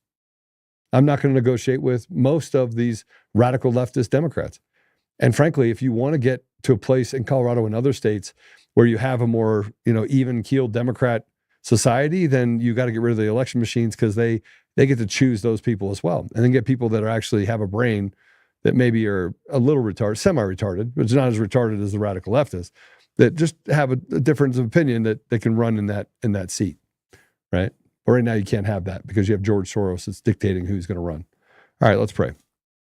Father God, thank you for this Friday. Thank you for just the beautiful blessings that we have in our life. Thank you for Juan O'Savin. Thank you for the many men and women who have stood up and have worked over the last 4 years. Thank you for President Trump for having the ability to stand up and say, fight, fight, fight. Thank you for Susie Wiles and other people that people are like, I don't like her. I don't like her. I don't like her. I've kind of learned, Father, that if somebody doesn't like someone, I probably should like them. Thank you for Kash Patel. Thank you for the suspendables, for the sacrifices that they made. Steve Friend and Garrett O'Boyle and Kyle Seraphin, so many others that came forward and did great things in order to expose just the institutional rot that we have. Thank you, Father, for Pam Bondi, and thank you for Elon Musk, and thank you for the people that work with Elon. Thank you for those righteous people like the Gateway Pundit who report back the truth, regardless of the consequences. Father, we are so grateful for so many people. And now we ask that you actually can guide us to a place of victory for you. We ask that you can give us the vision, the wisdom, the courage to set aside any fear of loss, to speak truth regardless of the consequences, not afraid to hurt anybody's feelings. We have time to talk about it later, Father, but that the true intentions of those people involved may be sought and seen. Father, I ask you to protect Tina Peters. Put a shell of protection around her. Please, Father, help us to get her out immediately. Whatever it needs to do to change the hearts of the politicians or the judges that are rotted or not rotted, more rotted than not in the state of Colorado, that you may change their hearts, Father, towards the good, and that they may do the right thing. Father, I would just ask that you, even the corrupt and those that have worked together, that have conspired to steal the voice of the American people, steal the voice of the people of Colorado, people like Eric Coomer and his lawyers and things like that, Father, I just ask you would expose them to a place where it is impossible for them to run from what they've done. I ask that truth prevail, Father, and that you will push us to a direction where we can 100% have accountability and we can restore things to our community, not just here, but all around the country. Help us, Father, we may have grace and that we also may have patience. We may not throw the baby out with the bathwater. And help us, Father, we may work together and stand side by side and set apart petty differences while recognizing the devil for what it is. I ask these things, Father, humbly, in the name of Jesus Christ. Amen. Guys, have a terrific Friday. Happy birthday to my brother, Jeff. It is his birthday. I'm going to go say hi to him before I go to the airport. Remember, pray, stand, speak, act. We do have stickers that we're going to be putting up of free Tina Peters. It'll have tinapeters.us at the bottom of it. We'll put it on for the cars, so you can put it on the back of your car. Go to Honorbound USA, honorboundusa.com. Make sure you get your challenge coins and participate in what we're doing here at Untamed Nation. So God bless you. See you soon.